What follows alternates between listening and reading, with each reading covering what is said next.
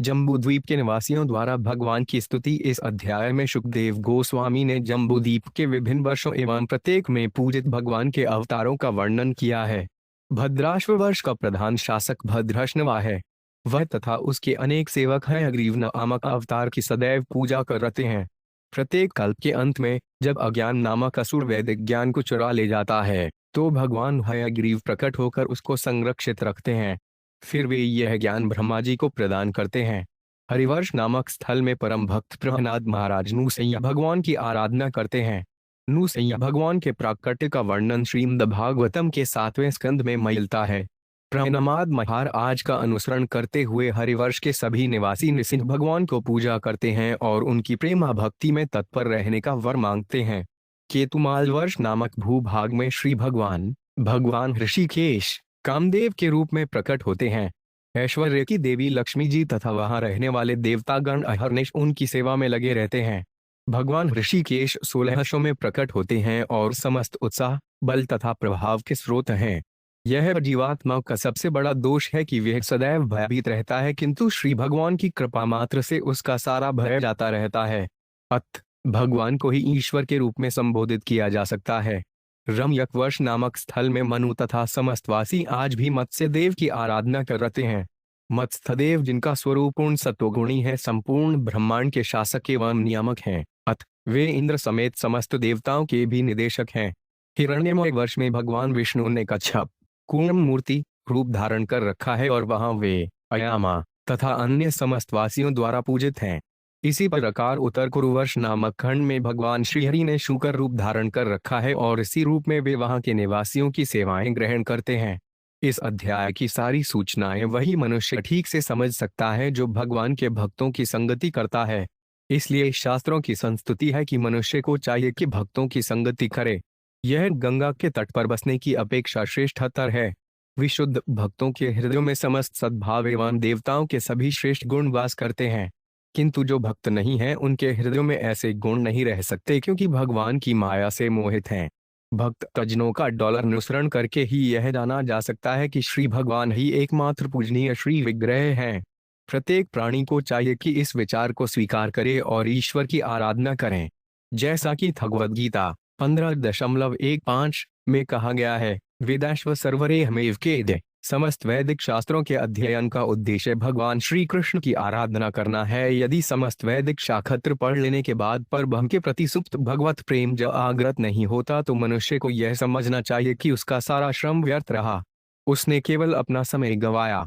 श्री भगवान के प्रति आसक्ति न होने से वे इस भौतिक जगत में आकर केवल पारिवारिक जीवन में व्यस्त रहता है। अत इस अध्याय की यही शिक्षा है कि मनुष्य को चाहिए कि वह पारिवारिक जीवन से निकलकर एकांत भाव से भगवान के चरण कमलों की शरण ले। श्री शुकवाच तथा च भद्गश्रवानाम धर्म सुतस्तत्कुलपतये पुरुषभद्गाश्रवर्षे साक्षात भवतो वासुदेवस्य प्रिया तन्नौ धर्ममयि शीर्षाभिधान परमेन समाधिना सन्निधापेदमभिगृह्णन्त उपधवन्ति। 1 शब्दार्थ श्री शुकदेव गोस्वामी बोले, धर्मराज के पुत्र भद्रश्रवा भद्गाश्व वर्ष नामक भूखंड में राज्य करते हैं। जिस प्रकार इलावृत वर्ष में भगवान शिव संकर्षण की पूजा करते हैं, उसी प्रकार भद्रश्रवा अपने सेवकों तथा राज्य के समस्त वासियों समेत वासुदेव के स्वांश हयशीर्ष की पूजा करते हैं। हयशीर्ष भक्तों को अत्यंत प्रिय हैं और वे समस्त धार्मिक विधानों के निदेशक हैं। ज्ञान समाधि में स्थित भद्रनवा तथा उनके सेवक भगवान को सादर नमस्कार करते हैं और सावधानी पूर्वक उच्चारण करते हुए निम्नलिखित स्तुतियों का कीर्तन करते हैं। भद्रनत सूचो 3 नमो भगवते धर्माय आत्मविशोधनाय नम इति। दबलडंडा 2 शब्दार्थ राजा भद्रश्रवा तथा उसके घनिष्ठ सेवक इस प्रकार स्तुति करते हैं, इस भौतिक जगत में बद्ध जीव के चित्त को शुद्ध करने वाले समस्त धार्मिक विधानों के आगार भगवान को हमारा नमस्कार है। हम उन्हें बारंबार सादर नमस्कार करते हैं। तात्पर्य, मूढ़ संसारी व्यक्ति यह नहीं जान पाते कि वे प्रकृति के नियमों द्वारा किस प्रकार पद पद पर नियंत्रित और दंडित किए जा रहे हैं। वे बार बार जन्म, मृत्यु, वृद्धावस्था तथा रोग के प्रयोजन को जाने बिना यह मान बैठते हैं कि वे भौतिक जीवन की बद्धावस्था में परम सुखी हैं।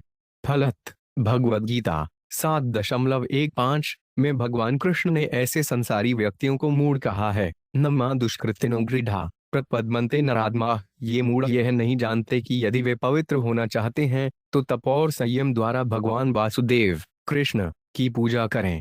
यही पवित्रता मानव जीवन का ध्येय है। यह जीवन अंधाधुंध इंद्रिय तृप्ति के लिए नहीं मिला।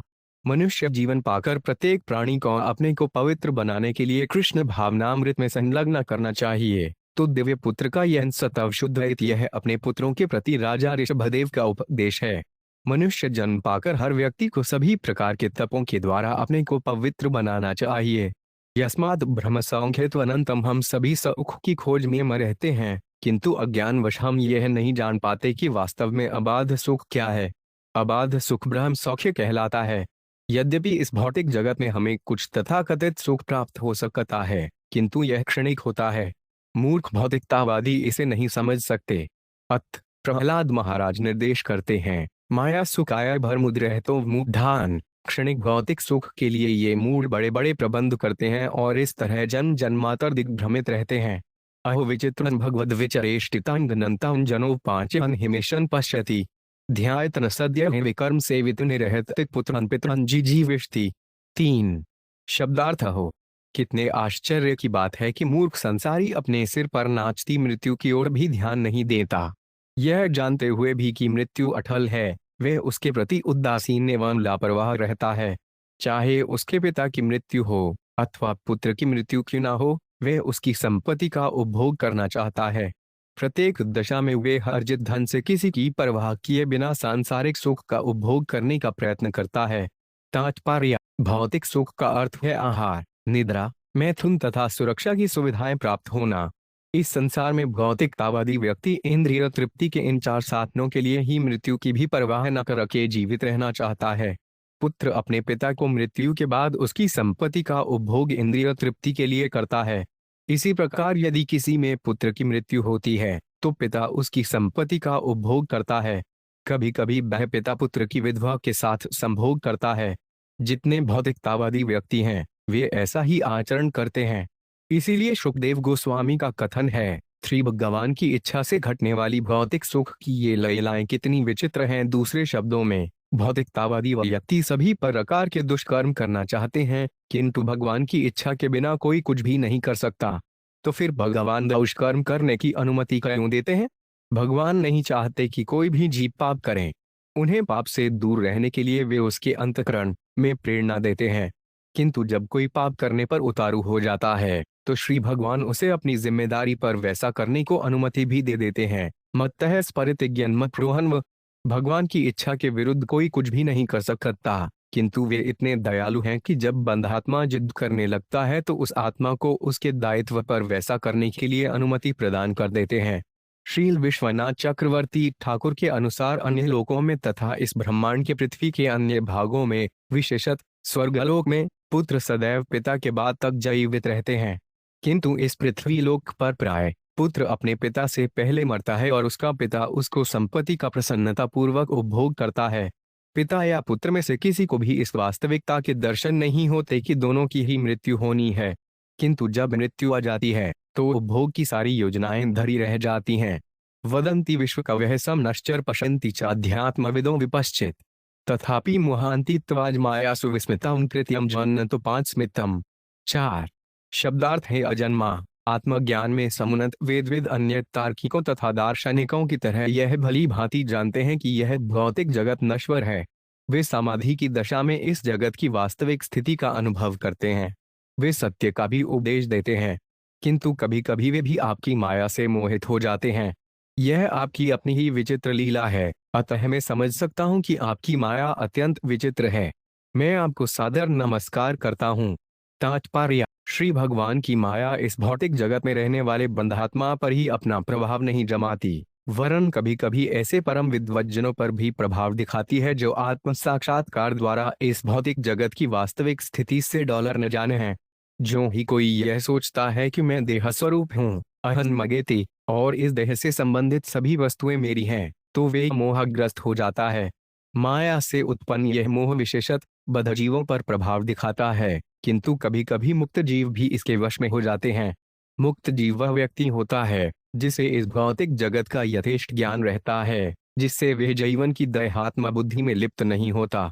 किंतु दीर्घ काल तक भौतिक प्रकृति के गुणों के संसर्ग से मुक्त जीव भी कभी कभी माया के द्वारा छले जाते हैं। इसीलिए भगवान श्री कृष्ण ने भगवद गीता 7.14 में कहा है, मामेव ये प्रपद्यन्ते मायामेता तरन्ति ते, मेरी शरण में आने वाले ही माया के प्रभाव से बच सकते हैं। फलत किसी को यह नहीं समझना चाहिए कि वह माया से अप्रभावित मुक्त जीव है।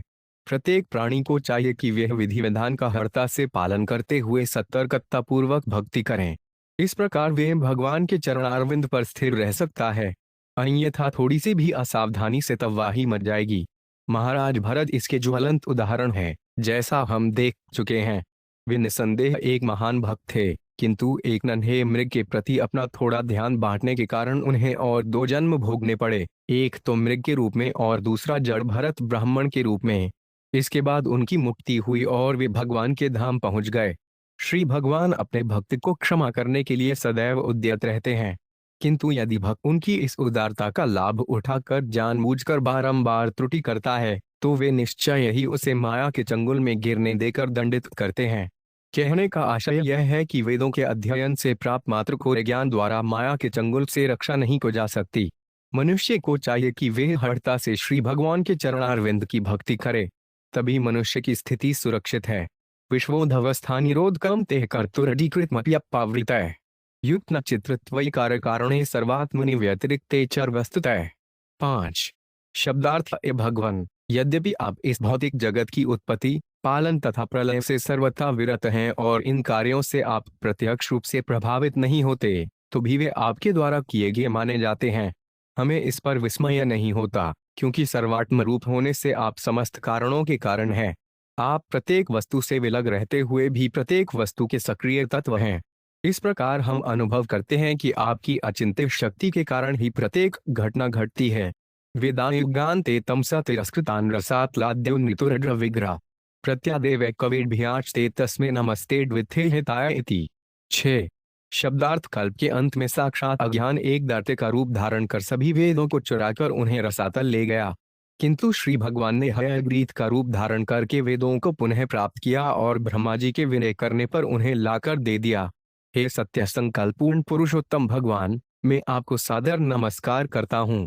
तात्पर्य। यद्यपि वैदिक ज्ञान अनश्वर है, किंतु इस भौतिक जगत में कभी वह प्रकट होता है तो कभी लुप्त होता रहता है। जब इस भौतिक जगत के प्राणी अज्ञान में डूब जाते हैं तो वैदिक ज्ञान लुप्त हो जाता है, किंतु भगवान हयग्रीव अथवा मत से भगवान वैदिक ज्ञान की सदैव रक्षा करते हैं और वह ज्ञान यथासमय ब्रह्मा जी के माध्यम से पुनः वितरित होने लगता है। ब्रह्मा जी ही श्री भगवान के विश्वास पात्र प्रतिनिधि हैं। अत जब उन्होंने वैदिक ज्ञान कोश की पुनः याचना की तो भगवान ने उनकी इच्छा पूरी की। हरिवर्षे चापि भगवात्र रहरि रूपेणास्ते तदुपग्रहण निमित्तमुत्तरत्राभिधासे तह ये तवन रूप महापुरुष गुण भाजनो महाभागवतो दैत्य दानव कुल तीर्थीकरण शीलान ऋतः ब्रह्म 2-5 व्यवधानान ये भक्ति योगेन सह तद्वर्ष पुरुषारूपास्ते इद 14। 7 शब्दार्थ। श्री सुखदेव गोस्वामी आगे कहते हैं, हे राजन, भगवान नृसिंह हरिवर्ष नामक भूभाग में वास करते हैं। मैं श्रीमद् भागवते 7वें स्कंध में आपको बताऊंगा कि प्रहमद महाराज ने किस प्रकार श्री भगवान को नृसिंहदेव रूप धारण करने के लिए बाध्य किया। प्रहलाद महाराज भगवत भक्तों में शिरोमणि हैं और महापुरुषों के अनुरूप समस्त उत्तम गुणों के आगार हैं। उनके चरित्र और कर्म से उनके दैत्यवंश के समस्त पतित जिनों का उद्धार हुआ है। उन्हें भगवान नृसिंहदेव परम प्रिय हैं। इस प्रकार प्रहलाद महाराज अपने समस्त सेवकों तथा हरिवर्ष के समस्त वासियों सहित भगवान नृसिंहदेव की पूजा निम्नलिखित मंत्रोच्चार द्वारा करते हैं। तात्पर्य। जय देव गोस्वामी द्वारा रचित भगवान श्री कृष्ण केशव के दशावतारों की स्तुति के प्रत्येक पद में अंश में केशव नाम आता है। उदाहरणार्थ, केशव धृत नरहरि रूप जय जगदीश हरे, केशव धृत मीन शरीर जय जयदीश हरे तथा केशव धृत वायन रूप जय जयदीश हरे। जयदीश शब्द से समस्त ब्रह्मांडों के स्वामी का बोध होता है। उनका मूल रूप 2 भुजाओं वाले श्री कृष्ण हैं, जिसमें वे अपने हाथ में मुरली लिए खड़े हुए गायों के पालन में व्यस्त हैं। जैसा कि ब्रह्म संहिता में कहा गया है, चिंतापणि प्रकर्षज्ञ सुकल्प वृक्ष लक्षावृतेश सुरभिराभिपाल्यन्तम लक्ष्मी सहस्त्र संभ्रम से ज्ञानवान गोविंदमादि पुरुष तमहं भजामि। लाखों कल्प वृक्षों से आवृत चिंतामणि कर गठित गृह समूह में सुरभि गौओं का पालन करने वाले तथा सैकड़ों हजारों लक्ष्मी देवियों से सेवित मैं उन आदि पुरुष गोविंद की आराधना करता हूँ। इस श्लोक से हमें यह ज्ञात होता है कि गोविंद या श्री कृष्ण आदि पुरुष हैं। जिस प्रकार बहती हुई नदी में असंख्य तरंगें होती हैं, उसी प्रकार भगवान के असंख्य अवतार हैं, किंतु भगवान का मूल रूप श्री कृष्ण या केशव ही है। श्री सुखदेव गोस्वामी नृसिंहदेव का उल्लेख प्रहलाद महाराज के कारण करते हैं। प्रहलाद महाराज को उनके पिता दैत्य हिरण्यकशिपु ने अत्यधिक कष्ट पहुंचाया था। उसके समक्ष अपने को असहाय मानकर ही उन्होंने भगवान को पुकारा। भगवान ने उस दैत्यराज को मारने के लिए आधा सिंह तथा आधा पुरुष वाला नृसिंहदेव का रूप धारण किया था। यद्यपि श्री कृष्ण ही आदि पुरुष हैं, जिसके समान कोई अन्य नहीं है, किंतु वे अपने भक्तों को तुष्ट रखने अथवा कोई विशेष कार्य पूरा करने का उद्देश्य से नाना रूप धारण करते रहते हैं। इसलिए जय देव गोस्वामी विभिन्न उद्देश्यों से धारण किए भगवान के दशावतारों का वर्णन करते हुए अपनी स्तुति में केशव नाम का बारंबार उल्लेख करते हैं। 3 नमो भगवते नरसिंहाय नमस्ते जस्तेज से आविर्भाव व्यंग वज्रेशु कर्माशयात्रंधय रंधय तप्रोग्रस ग्रस 37 स्वाहा अभ्यम भीमात्मनि भूष्ठा 37 श्लोमो 8। शब्दार्थ समस्त तेज के स्रोत भगवान नृसिंह देव, मैं आपको नमस्कार करता हूँ। हे व्यय के समान तथा दांतों वाले प्रभु, आप इस भौतिक जगत में हमारी आसुरी सकाम कर्म वासनाओं को मिटा दें, हमारे हृदय में प्रकट होकर हमारे अज्ञान को भगा दें, जिससे इस भौतिक जगत में हम निडर होकर जीवन के लिए संघर्ष कर सकें। तात्पर्य: श्रीमद् भागवत 22 अप्रैल 1939 में महाराज पृथु से सनत कुमार कहते हैं, यत्पाद पड़गज पलाश विलास सबकत्याकम शिवन ग्रथित मुद्र अध्ययंती संत तदन्वरिक्तमत्यो यत्यो 5 पे रुद्ध श्रुतो गणास्तम रणअंथंज वायुदेवम। श्री भगवान के चरणारविंद की सेवा में संलग्न भक्त कर्म वासनाओं की ग्रंथि से सरलता से मुक्त हो सकते हैं, किंतु अभक्तों के लिए ऐसा कर पाना कठिन है। कईयों की ज्ञानी तथा योगी जो भक्त नहीं है, प्रयास करने पर भी इंद्रिय तृप्ति की तरंगों को नहीं रोक पाते। अतः तुम्हें उपदेश दिया जाता है कि वसुदेव के पुत्र श्री कृष्ण को भक्ति में अपने को लगाओ। इस भौतिक जगत में रहने वाला प्रत्येक जीव हर पदार्थ का जी भरकर उपभोग करना चाहता है। इसके लिए बद्ध जीव को एक के पश्चात दूसरी देह धारण करनी पड़ती है और इस प्रकार उसकी प्रबल कामनाएं वैसी की वैसी बनी रहती हैं। पूरी तरह कामना रहित हुए बहिन आजन्म तथा मृत्यु के चक्र को रोका नहीं जा सकता। इसलिए श्री रूप गोस्वामी ने शुद्ध भक्ति का वर्णन इस प्रकार किया है, अन्याभिलाषिताश्वीय ज्ञान कर्मान्नावृतम आनुकूलेन कृष्णानुशीलन भक्तिरुत्तमा। मनुष्य को चाहिए कि सकाम कर्म अथवा दार्शनिक चिंतन द्वारा भौतिक लाभ की कामना किए बिना श्री कृष्ण की दिव्य प्रेम भक्ति करे। यही विशुद्ध भक्ति है। जब तक मनुष्य उन समस्त भौतिक कामनाओं से जो अज्ञानतम से उत्पन्न होती हैं पूरी तरह मुक्त नहीं हो जाता, तब तक वे भगवान को भक्ति में भली भांति संलग्न नहीं हो पाता। अतः हमें सदैव नृसिंहदेव को, जिन्होंने भौतिक कामना के साक्षात रूप हिरण्यकशिपु का वध किया, स्तुति करनी चाहिए। हिरण्य का अर्थ स्वर्ण और कशिपु का अर्थ मुलायम शब्द है। भौतिकतावादी व्यक्ति शरीर को सदा सुखी रखना चाहते हैं। इस प्रकार हिरण्यकशिपु भौतिकतावादी जीवन का सही प्रतिनिधि था। इसीलिए वे भक्तराज प्रहलाद महाराज को तब तक कष्ट पहुंचाता रहा जब तक कि नृसिंहदेव ने उसका वध नहीं कर दिया। जो भी व्यक्ति भौतिक इच्छाओं से मुक्त होने की अभिलाषा रखता है, उससे चाहिए कि वह नृसिंहदेव की उसी प्रकार सादर स्तुति करे जिस प्रकार से इस श्लोक में प्रहलाद महाराज ने की है। स्वस्त्यस्तु विश्व से खल प्रसीदतान ध्यायन्तु भूतानि शिवमिथोधिया मनश्च भद्भजतादथोक्षजे आवेशत आनो मातिरप्य हेतु कीनो। शब्दार्थ: इस संपूर्ण विश्व का कल्याण हो और सभी ईर्ष्यालु व्यक्ति शांत हों, सभी जीवात्माएं भक्ति योग का अभ्यास करके प्रशांत हों, क्योंकि भक्ति करने पर वे एक दूसरे का कल्याण चिंतन कर सकेंगे। हम सभी भगवान श्री कृष्ण की परम भक्ति में लगकर उन्हीं के विचार में मग्न रहें। तात्पर्य: निम्नलिखित पद में वैष्णव का वर्णन किया गया है। वाञ्छाकल्पतरुभ्यश्च कृपा सिद्धुभ्य एव च पतितानां पावनेभ्यो वैष्णवेभ्यो नमो नमः। कल्प वृक्ष के समान वैष्णव उन सबों की कामनाओं को पूर्ण करने वाला है जो उसके चरण कमलों की शरण में आते हैं। प्रहलाद महाराज एक विशिष्ट वैष्णव हैं। वे अपने लिए नहीं वरनु उन समस्त जीवात्माओं के लिए, चाहे वे साधु हों, ईर्ष्यालु हों या दुष्ट हों, प्रार्थना करते हैं। उन्होंने सदैव दुष्टों का, यथा अपने पिता हिरण्यकशिपु का भी हित चिंतन किया। उन्होंने अपने लिए कभी कुछ नहीं मांगा, अपितु भगवान से अपने दैत्य पिता को क्षमा करने के लिए प्रार्थना को। यही वैष्णव का स्वभाव है। वह निरंतर समग्र विश्व के कल्याण का चिंतन करता है। श्रीमद् भागवत तथा भागवत धर्म ऐसे व्यक्तियों के लिए हैं जो ईर्ष्या से पूर्णत रहित हों, परम निर्मत शरणाय। इसलिए इस श्लोक में प्रहलाद महाराज प्रार्थना करते हैं, खलः प्रसीदताम, सभी ईर्ष्यालु पुरुष शांत हो। यह संसार ईर्ष्यालु पुरुषों से भरा हुआ है, किंतु यदि कोई स्वयं को ईर्ष्या मुक्त कर ले तो वह सामाजिक व्यवहार में उदार हो सकता है और परमार्थ के लिए सोच सकता है। जो कोई भी कृष्ण भावनामृत ग्रहण करके श्री भगवान की सेवा में पूर्ण रूपेण जुट जाता है, उसका हृदय समस्त प्रकार के ईर्ष्यायुक्त विचारों से रहित हो जाता है। मनश भद्र भजता धोक्षजे। अतः हमें चाहिए कि हम नृसिंह देव से अपने हृदयों में विराजने के लिए विनय करें। हमें प्रार्थना करनी चाहिए, बहिर्नृसिंहो हृदय नृसिंह, भगवान नृसिंह देव मेरी समस्त कुवृत्तियों का विनाश करते हुए मेरे अंतस्थल में विराजमान हो। वे मेरे मन को विमल करें, जिससे मैं शांतिपूर्वक भगवान की पूजा कर सकूं और अखिल विश्व को शांति प्रदान कर सकूं। श्री विश्वनाथ चक्रवर्ती ठाकुर ने इस संबंध में हमें उत्तम सीख दी है। जब कोई श्री भगवान से प्रार्थना करता है तो वे सदा एक न एक वर मांगता है। यहाँ तक कि निष्काम भक्त भी कोई न कोई वर मांगता है, जैसा कि श्री चैतन्य महाप्रभु ने अपनी कृति शिक्षापटक में शिक्षा दी है। अनंदतनुज किंकर पतितान्या विषय थवाम्बुर्धो कृपया तब पाद पंकज स्थिति धुलि सहर्षण विचिंतय। हे नंद कुमार, मैं आपका चिर सेवक हूँ, किंतु न जाने कैसे जन्म मरण के सागर में गिर गया हूँ। कृपा करके मुझे मृत्यु सागर से उबारकर अपने चरण कमल का रजकण बना लीजिए। एक अन्य स्तुति में श्री चैतन्य महाप्रभु कहते हैं, मम जन्मनि जन्मनीश्वर रे भवताद भक्ति हेतु की त्वयि। मुझे जन्म जन्मांतर आपके चरण कमलों में विशुद्ध प्रेम और भक्ति प्राप्त हो। जब प्रहलाद महाराज 34 नमो भगवते नृसिंहाय का जप करते हैं तो वे ईश्वर से वर मांगते हैं, किंतु परम वैष्णव होने के नाते जे अपनी इंद्रिय तुष्टि के लिए कुछ भी नहीं मांगते। इस स्तुति में उनकी प्रथम कामना है स्वस्त्यस्तु विश्वस्य, सारे विश्व का कल्याण हो। इस प्रकार उन्होंने सबों पर, यहाँ तक कि सर्वाधिक ईर्ष्यालु व्यक्ति अपने पिता पर भी दया दिखाने की प्रार्थना की। चाणक्य पंडित के अनुसार ईर्ष्यालु जीवात्माएं दो प्रकार को होती हैं, एक तो सर्प और दूसरी हिरण्यकशिपु जैसा व्यक्ति, जो प्रत्येक व्यक्ति से, चाहे वह पिता हो या पुत्र, ईर्ष्या करता है। हिरण्यकशिपु अपने नन्हे से पुत्र प्रहमद से ईर्ष्या करता था, किंतु प्रहलाद महाराज ने अपने पिता के हितार्थ वर मांगा।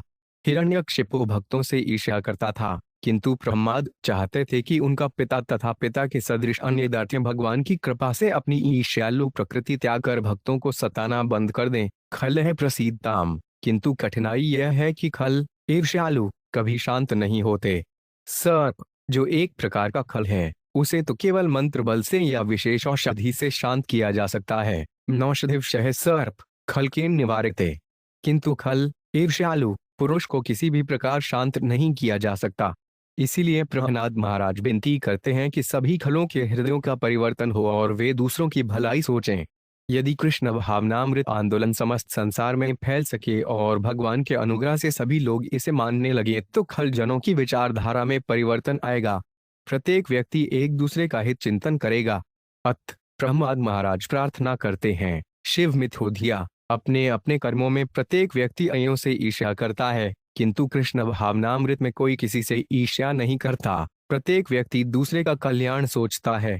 इसलिए प्रहलाद महाराज विनती करते हैं कि प्रत्येक व्यक्ति का मन श्री कृष्ण के चरणारविंद में स्थिर होकर उदार बने। भजवाद अधोक्षजे, जैसा कि श्रीमद् भागवत में अन्यत्र इंगित किया गया है, स क्या मन है कृष्ण पदारविंदयो। और भगवान श्री कृष्ण ने भगवद गीता 18.65 में उपदेश दिया है, मन यना भव मद भक्त है। मनुष्य को चाहिए कि वह सदैव श्री कृष्ण के चरणारविंद का चिंतन करे, इससे उसका मन स्वच्छ होगा। चेतो दर्शन मार्जजम, भौतिकतावादी सदैव इंद्रिय तृप्ति का चिंतन करते हैं, किंतु प्रहलाद महाराज की प्रार्थना है कि भगवान की कृपा से उनके मन परिवर्तित हों और वे इंद्रिय तृप्ति का चिंतन छोड़ दें। यदि वे निरंतर श्री कृष्ण का चिंतन करें तो सब कुछ ठीक हो जाए। कुछ लोगों का तर्क है कि यदि प्रत्येक प्राणी इस प्रकार श्री कृष्ण का चिंतन करे तो यह समस्त विश्व रिक्त हो जाएगा, क्योंकि सभी भगवान के धाम वापस चले जाएंगे। किंतु श्री विश्वनाथ चक्रवर्ती ठाकुर का कथन है कि ऐसा असंभव है। कईयों की जीवात्माएं असंख्य हैं। यदि कृष्ण भावनामृत आंदोलन से जीवात्माओं का एक समूह मुक्ति को प्राप्त हो जाता है तो दूसरा समूह सारे विश्व को भर देगा। मागार्धारात्मज बंधुषु सके यदि स्थात भगवत प्रियशुन, यह प्राणवृत्तियां परितुष्ट आत्मवान सिद्धते दुरात्र तथेन्द्रिय प्रिय। 10 शब्दार्थ। ए भगवान, हमारी प्रार्थना है कि हम पारिवारिक जीवन के बंधन जिसमें घर, स्त्री, संतान, मित्र, धन तथा संबंधी जन इत्यादि सम्मिलित हैं, इसके प्रति कभी भी आकुष्ट न हो। यदि हम में किसी से किंचित आसक्ति हो भी तो वे भक्तों से हो जिनके लिए श्री कृष्ण ही परम प्रिय हैं। जिस व्यक्ति को आत्म साक्षात्कार हो चुका है और जिसने अपने मन को वश में कर लिया है, वह जीवन की न्यूनतम आवश्यकताओं से तुष्ट रहता है। वह अपनी इंद्रिय तुष्टि का प्रयास नहीं करता। ऐसा व्यक्ति जल्दी ही कृष्ण भावनामृत की ओर अग्रसर होता है, किंतु जो भौतिक वस्तुओं में अत्यधिक लिप्त रहते हैं, उनके लिए ऐसा कर पाना कठिन है।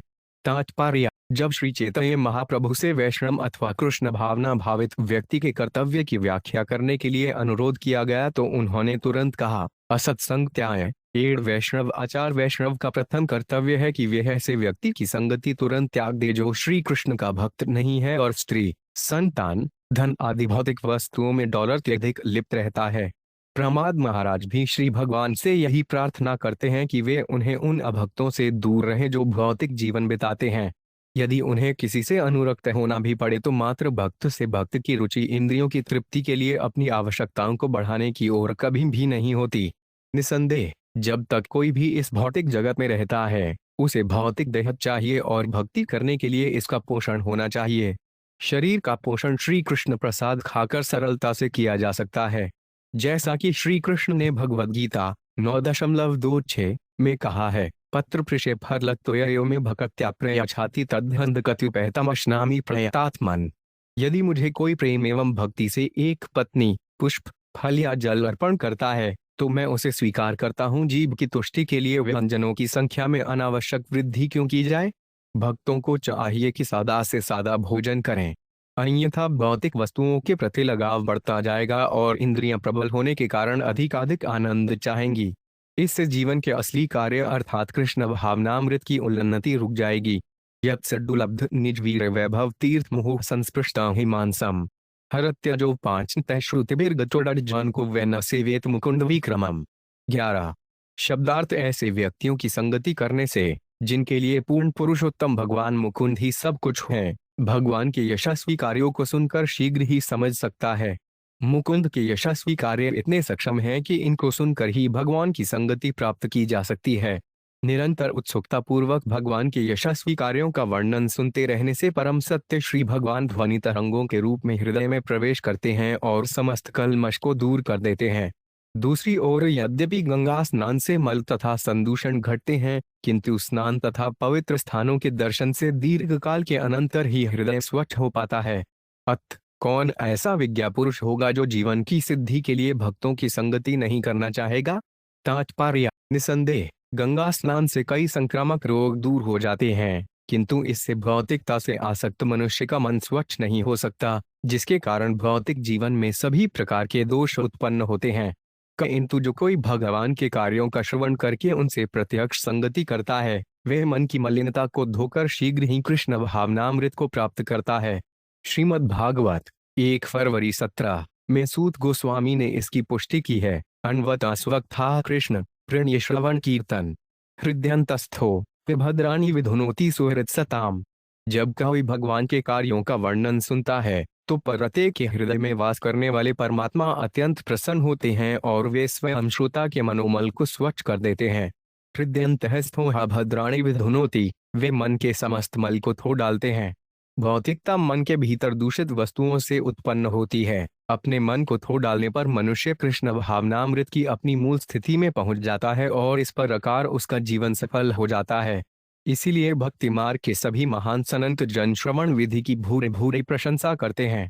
श्री चैतन्य महाप्रभु ने हरे कृष्ण मंत्र के सामूहिक कीर्तन का शुभारंभ किया, जिससे प्रत्येक व्यक्ति श्री कृष्ण के पवित्र नाम का श्रवण कर सके, क्योंकि हरे कृष्ण कृष्ण कृष्ण हरे हरे, हरे राम राम राम हरे हरे के श्रवण मात्र से वे पवित्र हो जाता है। चेत्रोदर्पण मार्जनय। इसीलिए हमारा कृष्ण भावनामृत आंदोलन सारे संसार में मुख्यतः हरे कृष्ण मंत्र का कीर्तन कराने में लगा हुआ है। जब हरे कृष्ण के कीर्तन से मन शुद्ध हो जाता है तो मनुष्य क्रमश कृष्ण भावनामृत स्थिति को प्राप्त होता है और वे श्रीमद् भागवत, भगवद गीता, श्री चैतन्य चरितामृत तथा भक्तिरसामृत सिद्धू जैसे ग्रंथों को पढ़ता है। इस प्रकार वे भौतिक दूषण से अधिकाधिक पवित्र होता जाता है। श्रीमद् भागवत 1 फरवरी 18 में कहा गया है, नष्टप्रायशो भद्रेष्ट नित्य भागवत सेख्या भगवत्यृत्तम श्लोके भक्तिर्थवती नैडिक की। निरंतर श्रीमद् भागवत का श्रवण करने तथा निष्काम भक्त की सेवा से मन के सारे कष्ट दूर हो जाते हैं और यशस्वी भगवान के प्रति सेवा भाव स्थायी रूप में स्थापित हो जाता है, जिनकी प्रशंसा दिव्य गीतों द्वारा की जाती है। इस प्रकार भगवान के शक्तिशाली कार्यकलापों के श्रवण मात्र से भक्त का हृदय पूरी तरह शुद्ध हो जाता है और चिरंतन दास के रूप में, जो भगवान का भिन्न अंश होता है, उसको अपनी मूल स्थिति प्रकट हो जाती है। भक्त द्वारा भक्ति में संलग्न होने पर रजोगुण तथा तमोगुण क्रमश पराभूत हो जाते हैं और वे सतोगुण में ही सारे कार्य करता है। उस समय वह प्रमुदित हो जाता है और शनैः शनैः वे कृष्ण भावनामृत की ओर अग्रसर होता है। सभी बड़े बड़े आचार्यों का मत है कि मनुष्यों को श्री भगवान के संबंध में सुनने का अवसर प्राप्त होना चाहिए, तब सफलता निश्चित है। जितना ही अधिक हम अपने हृदयों के भौतिक आसक्ति के मल को स्वच्छ करेंगे, उतना ही अधिक श्री कृष्ण के नाम, रूप, गुण, वैशिष्ट्य और कार्यों के प्रति आकृष्ट होंगे। कृष्ण भावनामृत आंदोलन का यही सार है। यस्यास्ति भक्ति भगवत एकिज्ञाना सर्वैर्गुणैस्तत्र समास्ते सुरा हराव भक्तस्य कुतो महदगुणा मनोर्धेनास्ति धावतो बहिः। 12 शब्दार्थ, जो व्यक्ति पूर्ण पुरुषोत्तम भगवान वासुदेव के प्रति शुद्ध भक्ति उत्पन्न कर लेता है, उसके शरीर में सभी देवता तथा उनके महान गुण यथा धर्म, ज्ञान तथा त्याग प्रकट होते हैं। इसके विपरीत जो व्यक्ति भक्ति से रहित है और भौतिक कर्मों में व्यस्त रहता है, उसमें कोई सद्गुण नहीं आते। भले ही कोई व्यक्ति योगाभ्यास में दक्ष क्यों ना हो और अपने परिवार और संबंधियों का भली भांति भरण पोषण करता हो, वह अपनी मनोकल्पना द्वारा भगवान की बहिरंगा शक्ति की सेवा में तत्पर होता है। भला ऐसे पुरुष में सद्गुण कैसे आ सकते हैं? तात्पर्य, जैसा कि अगले श्लोक में व्याख्या की गई है, श्री कृष्ण समस्त जीवात्माओं के आदि स्रोत हैं। भगवद गीता 15.7 में इसकी पुष्टि हुई है, जहां श्री कृष्ण कहते हैं, मर्मवांशो जीवलोके जीवभूत सनातन मन बशानीन्द्रियाणि प्रकृति स्थाने करती। इस बंध जगत में यह जीवात्माएं मेरे ही शाश्वत भिन्न अंश हैं। बद्ध दशा में होने के कारण वे मन और 5 इंद्रियों के साथ घोर संघर्ष कर रहे हैं। सभी जीवात्माएं श्री कृष्ण के भिन्न अंश हैं। जब वे मूल कृष्ण भावना को पुनः प्राप्त कर लेती हैं, तो उनमें थोड़ी मात्रा में श्री कृष्ण के महान गुण आ जाते हैं। जब कोई नवधा भक्ति में रत होता है, श्रवण कीर्तन विष्णु स्मरणम पाद सेवन अजनिवंदनम दासे सख्य आत्मनिवेदनम, तो उसका हृदय पवित्र हो जाता है और वे श्री कृष्ण के साथ अपने संबंध को तुरंत समझ जाता है। तब उसमें कृष्ण भावनामृत के आदि गुण जागृत हो उठते हैं। और चैतन्य चरितामृत के अध्याय 8 में आदि लीला के अंतर्गत भक्तों के कतिपय गुणों का वर्णन आता है। उदाहरणार्थ, श्री पंडित हरिदास को अत्यंत शिष्ट, सहनशील, शांत, विशाल हृदय तथा गंभीर बताया गया है। इसके अतिरिक्त वह मृदुभाषी, धैर्यवानु, विनयशील, परोपकारी, द्वैत भाव से मुक्त मन व आला तथा कपट रहित था। मूलत ये श्री कृष्ण के गुण हैं और जब कोई भक्त बन जाता है तो ये गुण स्वतः उसमें प्रकट हो जाते हैं। श्री चैतन्य चरितामृत के लेखक श्री कृष्णदास कविराज का कथन है कि वैष्णव के शरीर में समस्त गुण प्रकट होते हैं और इन्हीं सद्गुणों के आधार पर वैष्णव तथा अवैष्णव में अंतर किया जा सकता है। उन्होंने वैष्णवों के 26 गुणों की सूची प्रस्तुत की है, जो इस प्रकार है। 1. वह सबों पर दयालु होता है। 2. उसका कोई शत्रु नहीं होता। 3. वह सत्यनिष्ठ होता है। 4. वह सब पर संभाव रखता है। 5. उसमें किसी प्रकार का अवगुण नहीं पाया जाता। 6. वह उदार होता है। 7. वह मृदु होता है। 8. वह सदैव स्वच्छ रहता है। 9. उसके संपत्ति नहीं होती। 10. वह सभी के कल्याण के लिए कार्य करता है। 11. वह शांत होता है। 12. वह श्री कृष्ण का शरणागत होता है। 13. उसे कोई भौतिक कामना नहीं सताती।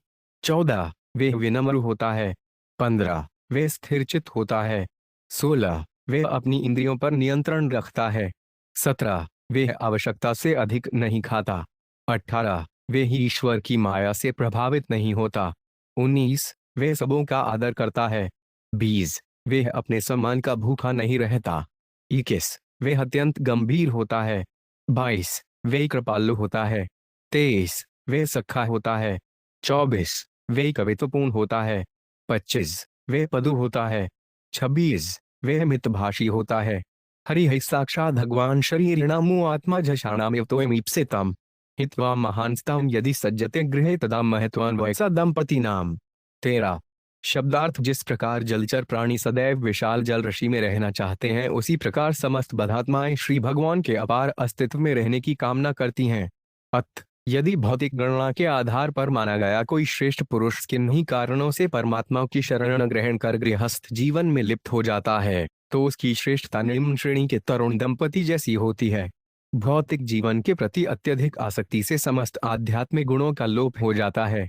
तात्पर्य, यद्यपि मकर अत्यंत भयावना पशु है, किंतु जल के बाहर आने पर वह अशक्त हो जाता है। जल के बाहर आने पर वह अपनी मूल शक्ति नहीं दिखा सकता। इसी प्रकार सर्वव्यापी परमात्मा समस्त प्राणियों का स्रोत है और सभी प्राणी उसके विभिन्न अंश हैं। जब प्राणी पूर्ण पुरुषोत्तम भगवान वासुदेव के संपर्क में रहता है, तो वह अपनी आध्यात्मिक शक्ति को उसी प्रकार प्रकट करता रहता है जिस प्रकार जल में मकर अपनी शक्ति प्रदर्शित करता है। तात्पर्य यह है कि जब जीवात्मा आध्यात्मिक जगत में रहता है और आध्यात्मिक कार्यों में संलग्न रहता है, तभी उसकी महानता के दर्शन होते हैं। अनेक गृहस्थ वेदों में पारंगत होते हुए भी गृहस्थ जीवन में लिप्त रहते हैं। उनकी तुलना यहाँ जल के बाहर आए हुए मकर से की जाती है, क्योंकि वे समस्त आध्यात्मिक शक्ति से विहीन होते हैं। उनकी स्थिति उस तरुण पति पत्नी युग्म से की जा सकती है जो अशिक्षित होते हुए भी पारस्परिक अस्थायी सुंदरता के प्रति आकृष्ट होकर परस्पर प्रशंसा करते रहते हैं। इस प्रकार की महानता निम्न श्रेणी के व्यक्तियों द्वारा सराही जाती है। अतः प्रत्येक व्यक्ति का कर्तव्य है कि वह परमात्मा की शरण में जाए, जो समस्त जीवात्माओं का मूल स्रोत है। किसी भी व्यक्ति को तथाकथित भौतिकतावादी गृहस्थ जीवन के सुख में वृथा समय नहीं गंवाना चाहिए। वैदिक सभ्यता में 50 वर्ष की आयु तक ही इस प्रकार का पंगु जीवन बिताने की अनुमति दी जाती है। फिर तो गृहस्थ जीवन त्याग कर वानप्रस्थ अथवा संन्यास आश्रम में प्रवेश करना होता है, जिसमें वे भगवान का पूर्णाश्रय ग्रहण करता है। तस्माद्रजुराग विषाद मयूमानस्पृहाभ्युदयाधिपूलम हित्वा गृहान् संस्कृत चक्रवालान् ऋषिपादान् भजता कुतोभ्यमिति। 14 शब्दार्थ अतः हे असुरगण, गृहस्थ जीवन के तथाकथित सुख का परित्याग करके भगवान नृसिंहदेव के चरण अरविंदों की शरण ग्रहण करो। वे ही निर्भीकता की वास्तविक शरण स्थली हैं। सांसारिक अनुरक्ति, दुर्दमनीय कामनाएं, विषाद, क्रोध, निराशा, भय, झूठी प्रतिष्ठा की भूख, इन सब का मूल कारण गृहस्थ जीवन में आ सकती है, जिसके कारण जीवन मरण का चक्र चलता रहता है। केतुमालेटी भगवान कामदेव स्वरूपेण लक्ष्या प्रिय चिकीर्षया प्रजाप्तिर्दुहितृणा पुत्राणा तद्वर्षप्तीन अपुरुषायुषहरात्र प्रेसड़ख्यानान आयासा गर्भ महापुरुष महास्त्रतेजसो द्रजित मनसा विध्वस्ता व्यस्वः संवत् सर्रांते विनिष्टन्ति। 15 शब्दार्थ सुखदेव गोस्वामी आगे बोले, केतुमाल वर्ष नामक भूभाग में भगवान विष्णु अपने भक्तों के संतोष के लिए ही कामदेव के रूप में रहते हैं। इन भक्तों में लक्ष्मी जी, प्रजापति संवत्सर तथा संवत्सर के समस्त पुत्र तथा पुत्रियां सम्मिलित हैं। प्रजापति की पुत्रियां रात के तथा उनके पुत्र दिन के नियामक देवता माने जाते हैं। प्रजापति की संतानों की संख्या 36,000 है, जो मनुष्य के जीवन काल के प्रत्येक दिन तथा रात की संख्या के तुल्य है। प्रत्येक वर्ष के अंत में प्रजापति की पुत्रियां श्री भगवान के चक्र को देखकर अत्यंत उद्वेलित हो उठती हैं, जिससे उन सबों का गर्भपात हो जाता है। तात्पर्य, कामदेव श्री कृष्ण के पुत्र प्रद्युम्न के रूप में प्रकट होते हैं और वे ही विष्णु तत्व हैं। ऐसा क्यों है, इसकी व्याख्या मध्वाचार्य ने ब्रह्मांड प्रधन से उदाहरण देकर की है। कामदेव स्थितं विष्णु उपास्ते। यद्यपि यह कामदेव विष्णु तत्व है, किंतु उसका शरीर आध्यात्मिक न होकर भौतिक है। भगवान विष्णु प्रद्युम्न या कामदेव के रूप में इस भौतिक शरीर को धारण करते हैं, किंतु फिर भी वे आध्यात्मिक रूप में आचरण करते हैं। चाहे वे भौतिक रूप धारण करें या आध्यात्मिक, इससे कोई अंतर नहीं पड़ता। वे किसी भी दशा में रहकर आध्यात्मिक रूप में आचरण कर सकने वाले हैं। मायावादी दार्शनिक भगवान श्री कृष्ण के शरीर को भी भौतिक मानते हैं, किंतु उनके मत से भगवान की आध्यात्मिक क्रियाशीलता में कोई बाधा नहीं पहुंचती। अति बवसुलित विलास बविल से त्रुचिरहाश्लेषावलोकलीलया की निद्रतंभित सुंदर भ्रूमंडल सुभगवदनारविंदणीयरमारम्यनिंद्रियाणि रम्यते। 16 शब्दार्थ केतुमाल वर्ष में भगवान कामदेव प्रद्युम्न अत्यंत लालित्यपूर्ण चाल से चलते हैं। उनकी मंद मुस्कान मनोहर है और जब वे अपनी भूकुट्टियों को खिंचित ऊपर उठाकर लीला पूर्वक देखते हैं, तो उनके मुख की सुंदरता बढ़ जाती है और वे लक्ष्मी जी को आनंदित करते हैं। इस प्रकार वे अपनी दिव्य इंद्रियों का आनंद लेते हैं। तद्भगवतो मायामयन रूप परमस्माधि योगेन रमा देवी संवत् सरसे रात्रिषु प्रजाप्तिर्दृहित्रिभिरूपेतासु चतधर्तभिरुपास्ते इदंचोदाहरति। 17।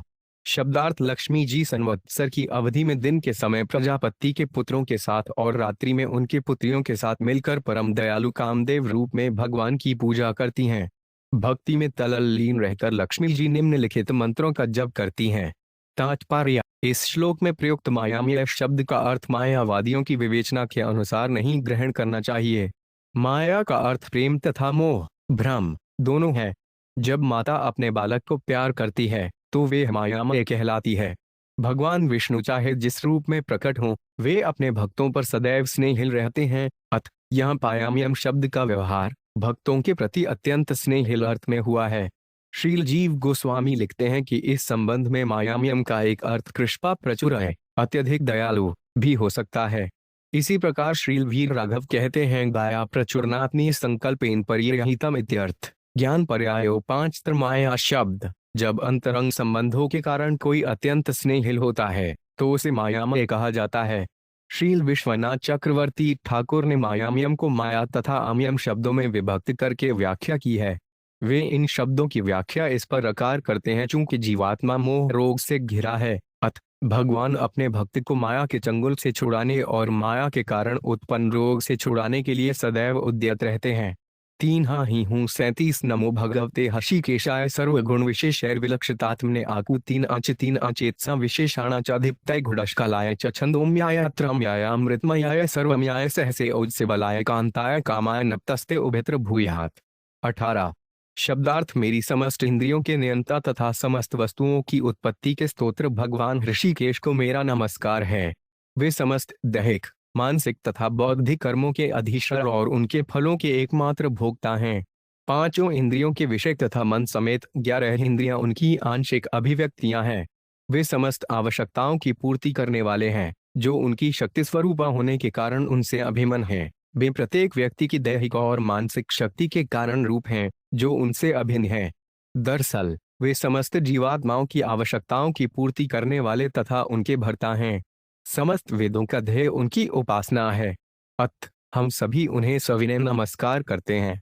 वे इस जन्म में तथा अगले जन्म में सदा हमारे अनुकूल रहें। तात्पर्य: इस श्लोक में मायामय शब्द की और अधिक भी व्याख्या की गई है कि किस प्रकार भगवान विभिन्न दिशाओं में अपनी दया का प्रसार करते हैं। परास्य शक्ति विविधैव श्रूयते। श्री भगवान की शक्तियां कई प्रकार से समझी जाती हैं। इस श्लोक में उन्हें प्रत्येक वस्तु का, यहाँ तक कि हमारे देह, मन, इंद्रियों, कर्म, बल, शारीरिक शक्ति, मानसिक शक्ति तथा आवश्यकताओं की पूर्ति के लिए संकल्प का भी मूल स्रोत कहा गया है। वास्तविकता तो यह है कि प्रत्येक वस्तु में श्री भगवान को शक्ति के दर्शन किए जा सकते हैं। भगवद गीता 7.8 में कहा गया है, रसो 5 हम अब सुकौनते हैं, जल का स्वाद भी कृष्णमय है। हमारे भरण के लिए जिन जिन वस्तुओं की आवश्यकता होती है उनमें क्रियाशील तत्व श्री कृष्ण ही हैं। इस श्लोक की रचना परमेश्वर को सादर स्तुति ऐश्वर्य की देवी रमा ने की है। यह चेतना शक्ति से उत्प्रोत है। गुरुदेव के देखरेख में सबों को इस मंत्र का जाप करना चाहिए। इस तरह ईश्वर का पूर्ण भक्त बना जा सकता है। भौतिक बंधन से पूर्ण छुटकारा पाने के लिए इस मंत्र का जप करना चाहिए और मुक्ति मिलने के पश्चात भी वैकुंठ लोक में श्री भगवान की पूजा करते हुए इसे जपते रहना चाहिए। निसंदेह सभी मंत्र इस जन्म तथा अगले जन्म के लिए हैं, जैसा कि श्री कृष्ण ने भगवद गीता 9.14 में स्वयं पुष्टि की है। सत्तत् कीर्तयन्तु मा यतन्तश्वहड्ढप्ता नमस्यन्तश्रम भवत्या नित्ययुक्ता उपास्ते। ये महात्मा जन नित्य निरंतर मेरा कीर्तन करते हुए, दृढ़ निश्चय पूर्वक चेष्टा करते हुए, मुझे नमस्कार करते हुए भक्ति भाव से निरंतर मेरी उपासना करते हैं। जो भक्त इस जीवन में तथा अगले जीवन में महामंत्र या किसी अन्य मंत्र का जप करता है, वे नित्य युक्तोपासक कहलाता है। स्त्रियों वर्ते स्वा ऋषि के बंस्वतोझाराध्य लोके पतिमा शास्ते नयम तासा नते वे परिपांत्य पत्य प्रिय अंधनायुषी ये तो 5 स्वतंत्रा। 19। शब्दार्थ है, प्रभो आप निश्चित रूप से समस्त इंद्रियों के पूर्ण रूप से स्वतंत्र स्वामी हैं। अतः समस्त स्त्रियां जो अपनी इंद्रिय तृप्ति के लिए पति को पाने की कामना से संकल्पों का दृढ़ पालन करके आपकी उपासना करती हैं, वे अवश्य ही मोहग्रस्त हैं। वे यह नहीं जानती कि ऐसा पति न तो उनकी और न ही उनकी संतानों की रक्षा कर सकता है। वह स्वयं ही काल, कर्मफल तथा प्रकृति गुणों के अधीन है, जो सब आपके अधीनस्थ हैं। अतः वे न तो संपत्ति की रक्षा कर सकता है और न अपने संतानों की। तात्पर्य: प्रस्तुत श्लोक में देवी लक्ष्मी उन स्त्रियों के प्रति दया भाव प्रदर्शित कर रही हैं जो सुयोग्य वर पाने के उद्देश्य से भगवान की आराधना करती हैं। यद्यपि ऐसी खिया संतान, धन, दीर्घायु तथा अपनी प्रिय वस्तुओं को प्राप्त करने को कामना करके सुखी बनना चाहती हैं, किंतु वे वैसा नहीं कर पाती। भौतिक जगत में तथाकथित पतिपूर्ण पुरुषोत्तम भगवान पर आश्रित होता है। ऐसी स्त्रियों के अनेक उदाहरण प्राप्त हैं जिनके पति अपने कर्मफलों के आधार पर अपनी पत्नी, संतान, पत्नी के धन तथा उसके जीवन का पालन नहीं कर पाते। वास्तव में समस्त प्रियों के परम पति श्री कृष्ण हैं। गोपियां मुक्त जीव होने के कारण इस तथ्य से परिचित थीं।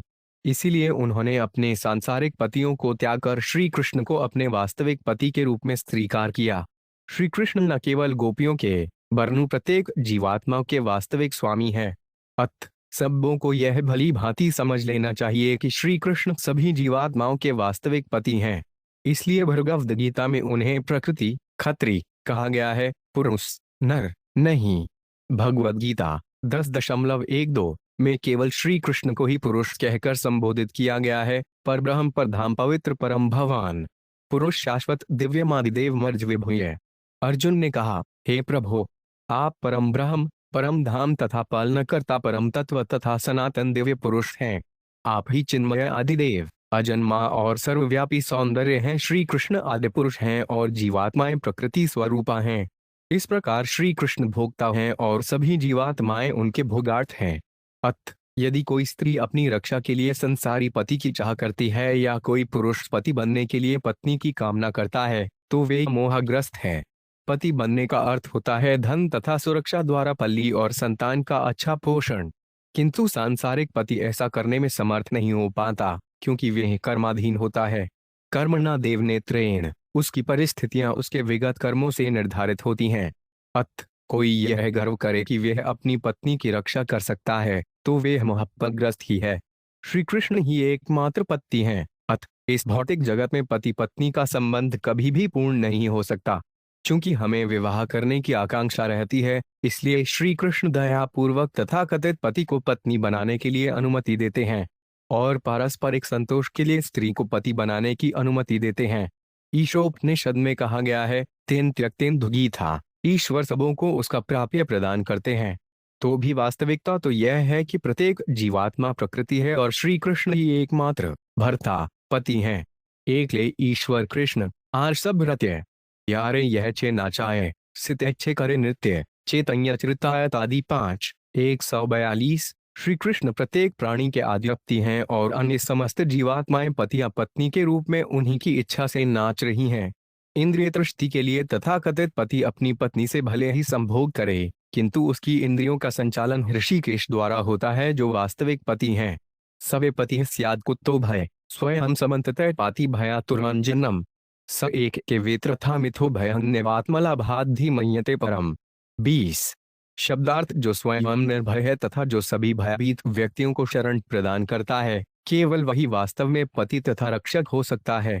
अतः हे प्रभु, आप ही एकमात्र पति हैं, कोई अन्य इस पद का भागी नहीं हो सकता। यदि आप एकमात्र पति न होते तो आप भी अन्यों से डरते। अतः वेदों के पारंगत व्यक्ति आपको ही प्रत्येक का स्वामी स्वीकार करते हैं और यह मानते हैं कि आपसे बढ़कर कोई अन्य पति एवं रक्षक नहीं है। तात्पर्य: यहाँ पर पति या संरक्षक स्पष्ट व्याख्या की गई है। मनुष्य इस श्रेष्ठ पद का अर्थ समझे बिना पति, संरक्षक, शासक अथवा राजनीतिक नेता बनना चाहते हैं। इस ब्रह्मांड में न जाने कितने ऐसे व्यक्ति हैं जो कुछ समय के लिए अपने को पति, संरक्षक, शासक अथवा राजनीतिक नेता मानने का दावा करते हैं, किंतु कालांतर में परमेश्वर उन्हें इन पदों से हटा देना चाहता है और तुरंत ही उनके इन जीवन पदों का अंत हो जाता है। जो वास्तव में विद्वान हैं और दिव्य जीवन में अग्रणी हैं, वे पूर्ण पुरुषोत्तम भगवान के अतिरिक्त अन्य किसी नेता, पति या भर्ता को स्वीकार नहीं करते। भगवान श्री कृष्ण ने स्वयं भगवद गीता 18.66 में कहा है, अहंत्वा सर्व पापे विमोक्षयिष्यामि, मैं संपूर्ण पापों से तेरा उद्धार कर दूंगा। श्री कृष्ण किसी से भी भयभीत नहीं होते, अपितु प्रत्येक प्राणी उन्हीं से भयभीत है। वे ही अपने अधीन जीवात्माओं को सुरक्षा प्रदान कर सकते हैं। चूंकि नामधारी नेता या तानाशाह भौतिक प्रकृति के पूर्णतः वशीभूत हैं, अतः वे किसी को पूर्ण सुरक्षा प्रदान नहीं कर सकते हैं, भले ही वे झूठी प्रतिष्ठा के कारण ऐसा दम भरते रहें। न ते विद्दु सस्वार्थत ही विष्णुप। लोग यह नहीं जानते कि जीवन का परम उत्कर्ष पूर्ण पुरुषोत्तम भगवान को अपना स्वामी मान लेने में है। समस्त राजनीतिक नेताओं, पतियों तथा संरक्षकों को चाहिए कि वे अपने आप को तथा अन्यों को सर्वशक्तिमान बताकर धोखा न देकर कृष्णा भावनामृत आंदोलन का प्रसार करें, जिससे प्रत्येक व्यक्ति यह सीख सके कि परम पति श्री कृष्ण के समक्ष किस प्रकार आत्मसमर्पण किया जाए। या तस्य ते बात सुरुहाइणम निकामेत साखिल कामलपट्टा तदेव राशिप्सितोपाचितो यद्भग्नयाचना भगवत प्रतप्यते। 29 शब्दार्थ ए भगवान। जो स्त्री आपके चरण कमल की आराधना विशुद्ध प्रेमवश करती है, आप उसकी समस्त कामनाओं को स्वतः ही पूरा करते हैं। यदि कोई स्त्री आपके चरण कमलों की पूजा किसी विशेष प्रयोजन के लिए करती है, तो भी आप उसकी कामनाओं को शीघ्र पूरा करते हैं, किंतु अंततः वे टूटे हुए मन से पश्चाताप करती है। अत किसी भौतिक लाभ के लिए आपके चरण कमलों की आराधना नहीं की जानी चाहिए। तात्पर्य। श्रील रूप गोस्वामी ने विशुद्ध भक्ति का वर्णन इस प्रकार किया है। अनियामिलाशिताश्मियान ज्ञान कर्माग्रनावृतम मनुष्यों को चाहिए कि वे भगवान को आराधना किसी भौतिक कामना को पूर्ति के लिए न करें। भगवान के चरण अरविंदों की सेवा करने का अर्थ है उन्हीं की इच्छानुकूल सेवा करना। अत नव दीक्षित भक्त को यह आदेश दिया जाता है कि गुरुवार तथा शास्त्रों के द्वारा बताए गए विधि नियमों के अनुसार ही भगवान की पूजा करे। इस प्रकार से भक्ति करते हुए वह क्रमश श्री कृष्ण में आसक्त होता है, और जब उसका भगवान के लिए मौलिक सुप्त प्रेम जागृत हो जाता है, तो बिना किसी उद्देश्य के वे भगवान की सेवा करने लगता है। ऐसी अवस्था भगवान के साथ उसके संबंध की परमावस्था है। तब ईश्वर अयाचित ही अपने भक्त की सुख सुविधा तथा संरक्षण का ध्यान रखते हैं। भगवद गीता 9.22 में श्री कृष्ण यह वचन देते हैं, अनया श्रिंतयन्तुमा ये जना पर्युपास्ते तेषा नित्याभियुक्तान आयोगक्षेम महासहम। परमेश्वर अपनी भक्ति में पूर्णतः संलग्न रहने वालों का स्वतः ध्यान रखते हैं। भक्त के पास जो कुछ है वे उसकी सभी प्रकार से रक्षा करते हैं और उसे जो कुछ चाहिए उसकी पूर्ति करते हैं।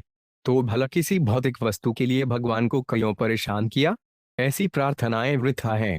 श्रील विश्वनाथ चक्रवर्ती ठाकुर बताते हैं कि यदि कोई भक्त भगवान से अपनी किसी इच्छा पूर्ति को कामना करे तो भी उसे सकाम भक्त नहीं मानना चाहिए।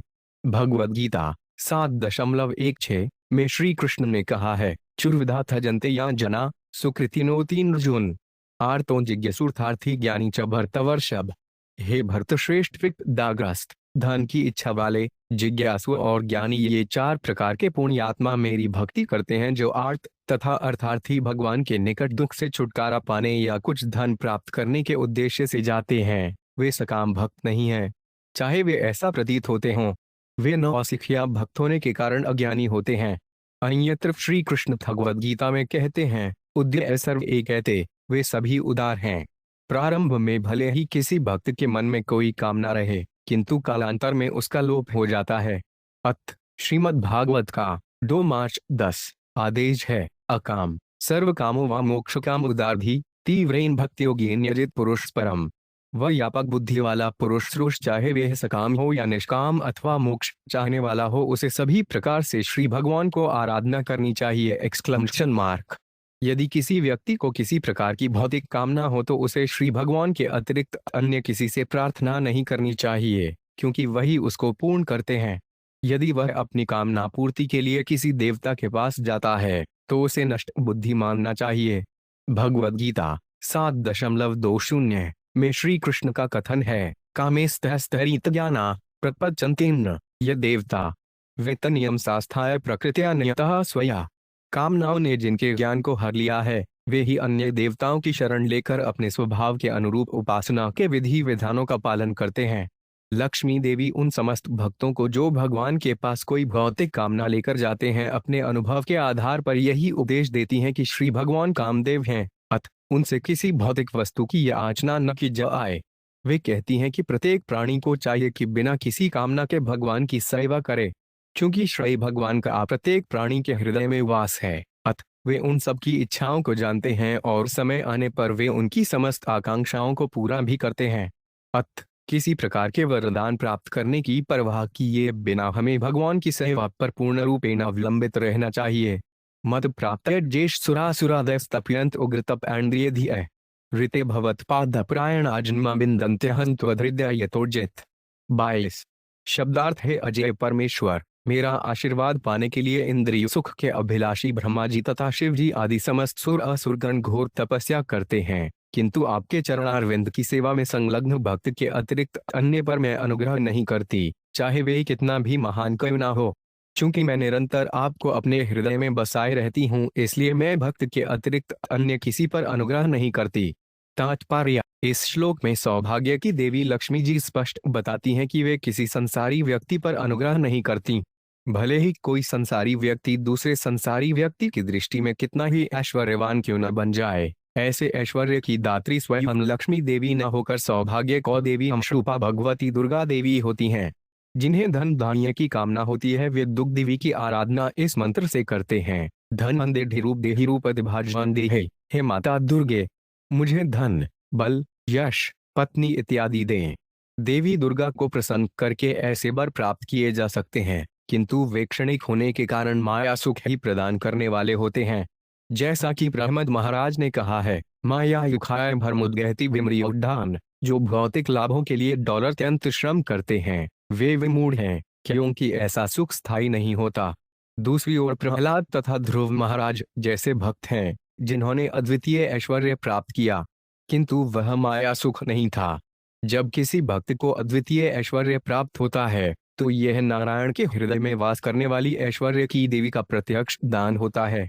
देवी दुर्गा की स्तुति करके प्राप्त किया हुआ ऐश्वर्य क्षणिक होता है। जैसा कि भगवद गीता 7.23 में कहा गया है, अंतकतु फल तेषां तद्भवत्यल्पमेधसाम्, अल्पबुद्धि प्राणी ही क्षणिक सुख की कामना करते हैं।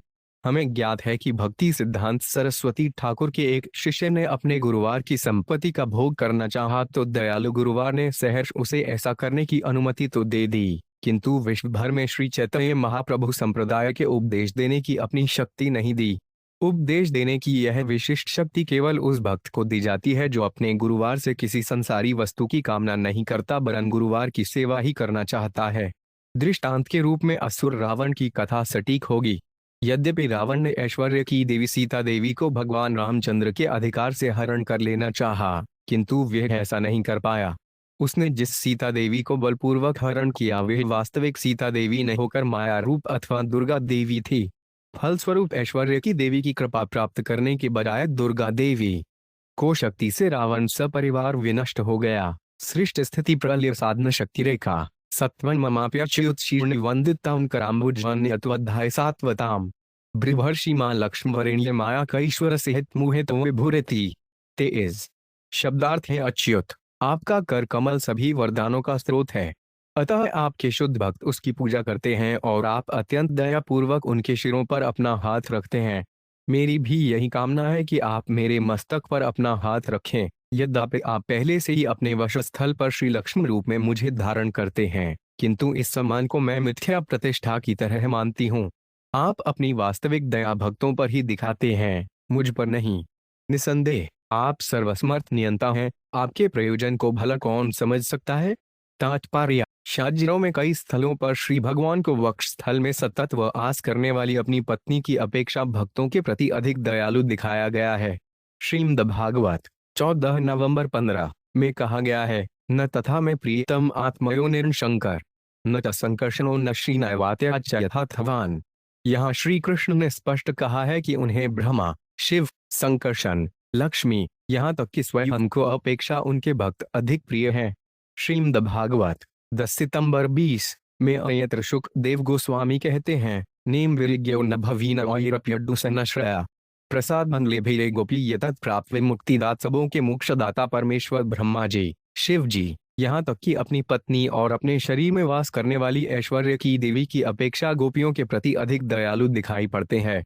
इसी तरह श्रीमद् भागवत का यह भी कहना है, 104760 नायजयोग 5 नितांतरते प्रसाद स्वर्योषित आनलिन्यन्दरुचाकृति नया रासोत्सवेन से अध्वजदंडगुहीव कंठलब्धाशिषाय उद्याद व्रज सुंदरीणाम। गोपियों को भगवान से वे सभी वर प्राप्त हुए जो न तो लक्ष्मी जी को और न स्वर की परम सुंदरी नर्तकियों को प्राप्त हो सके। रास नृत्य में भगवान ने परम भाग्यशाली गोपियों के कंधों पर डॉलर पना हाथ रखकर और प्रत्येक के साथ नृत्य करके परम अनुकंपा प्रदर्शित की। भगवान की अहेतु की कृपा प्राप्त करने वाली गोपियों की कोई बराबरी नहीं कर सकता। श्री चैतन्य चरितामृत में कहा गया है कि गोपियों के चरण चिन्हों का अनुसरण किए बिना किसी को भी पूर्ण पुरुषोत्तम भगवान का वास्तविक अनुग्रह प्राप्त नहीं हो सकता। यहाँ तक कि ऐश्वर्य की देवी वर्षों तक कठिन तपस्या करके भी गोपियों का सा अनुग्रह नहीं पा सकी।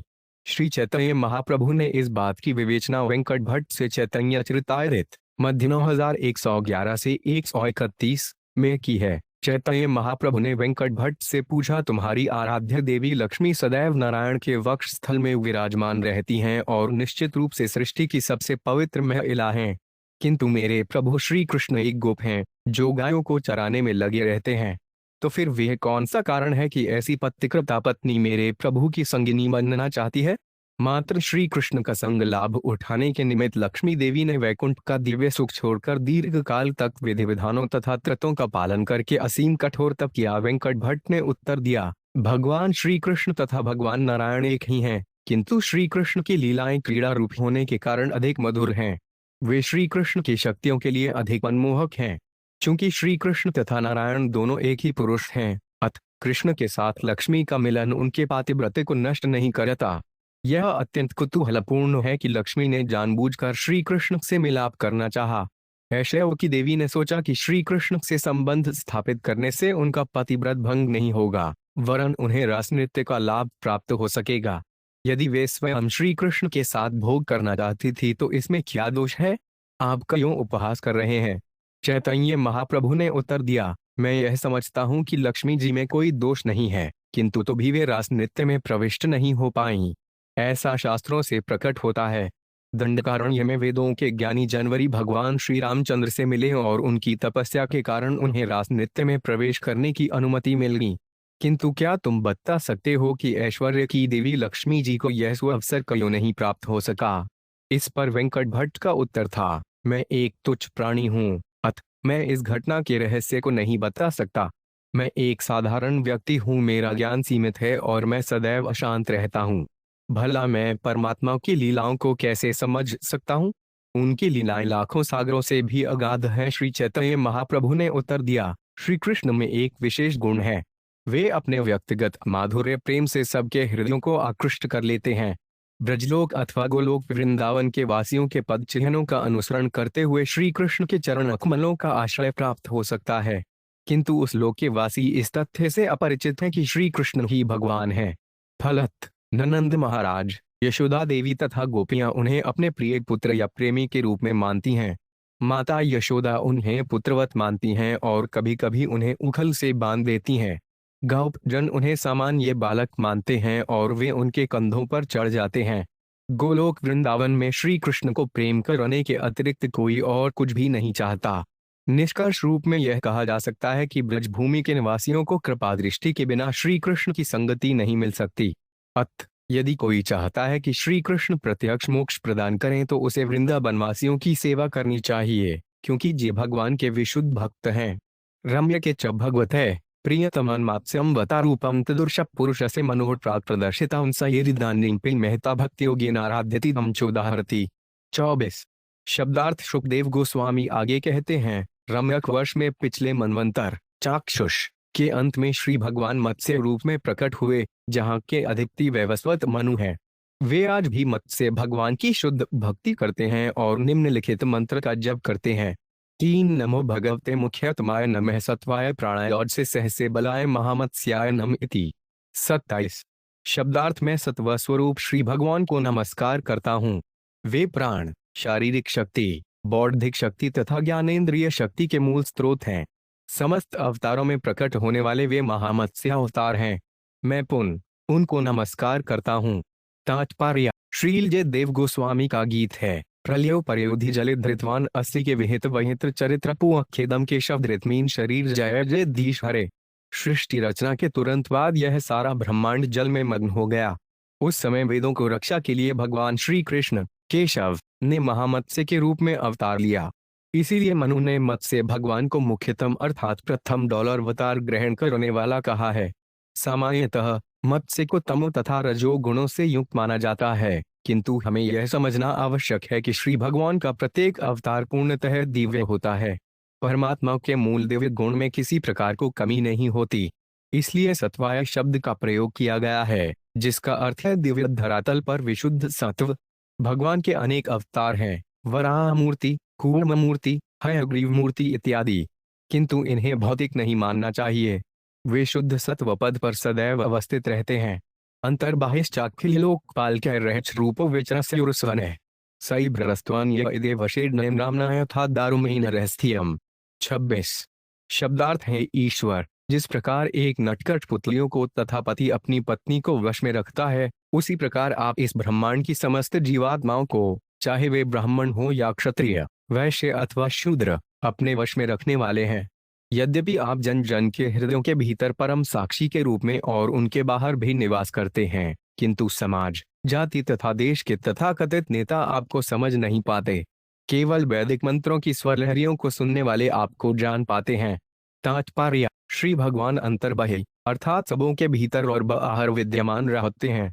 भगवान को माया से जनित भ्रम को जीतकर उनकी अंत तथा बाह्य उपस्थिति अनुभव की जा सकती है। श्रीमद् भागवत 1 अगस्त 19 में श्रीमती कुंती देवी ने बताया है कि इस जगत में श्री कृष्ण नटोनाट्यध्रो यथा नाटक के नट की भांति प्रकट होते हैं। भगवद्गीता 18.61 में श्री कृष्ण कहते हैं, ईश्वर सर्वभूतानां हृदयेषु तिष्ठति। हे अर्जुन, ईश्वर प्राणी मात्र के हृदय में स्थित हैं। ईश्वर प्रत्येक के हृदय में और इसके बाहर भी वास करते हैं। हृदय के भीतर वे परमात्मा हैं, जो निदेशक तथा साक्षी तुल्य हैं। यद्यपि ईश्वर हमारे हृदयों में वास करते हैं, किंतु फिर भी अज्ञानी कहते फिरते हैं कि मैं ईश्वर को नहीं देख सकता, मुझे उनके दर्शन कराओ। प्रत्येक प्राणी पूर्ण पुरुषोत्तम भगवान के वश में उसी प्रकार है जिस प्रकार नाचने वाली कठपुतलियां नट के वश में रहती हैं, अथवा जैसे पति के वश में पत्नी। श्री की उपमा पुतली दारुमी से दी गई है, क्योंकि वे पराधीन है। मनुष्य उस पर सदैव शासन करता है, तो भी झूठी प्रतिष्ठावश स्त्रियों का एक वर्ग स्वतंत्र रहना चाहता है। स्त्रियां तो स्त्रियां, समस्त जीवात्माएं प्रकृति स्त्री हैं, अतः वे भगवान पर आश्रित हैं। जैसा कि श्री कृष्ण ने भगवद गीता में स्वयं कहा है, अप्रियमितस्तमया प्रकृति विधि में पराम। जीवात्मा कभी भी स्वतंत्र नहीं है, सभी दशाओं में वे भगवान की कृपा पर आश्रित है। भगवान ने मानव समाज को ब्राह्मण, क्षत्रिय, वैश्य तथा शूद्र इन वर्णों में विभाजित किया और आदेश दिया कि अपने अपने वर्ण के नियमों का पालन करें।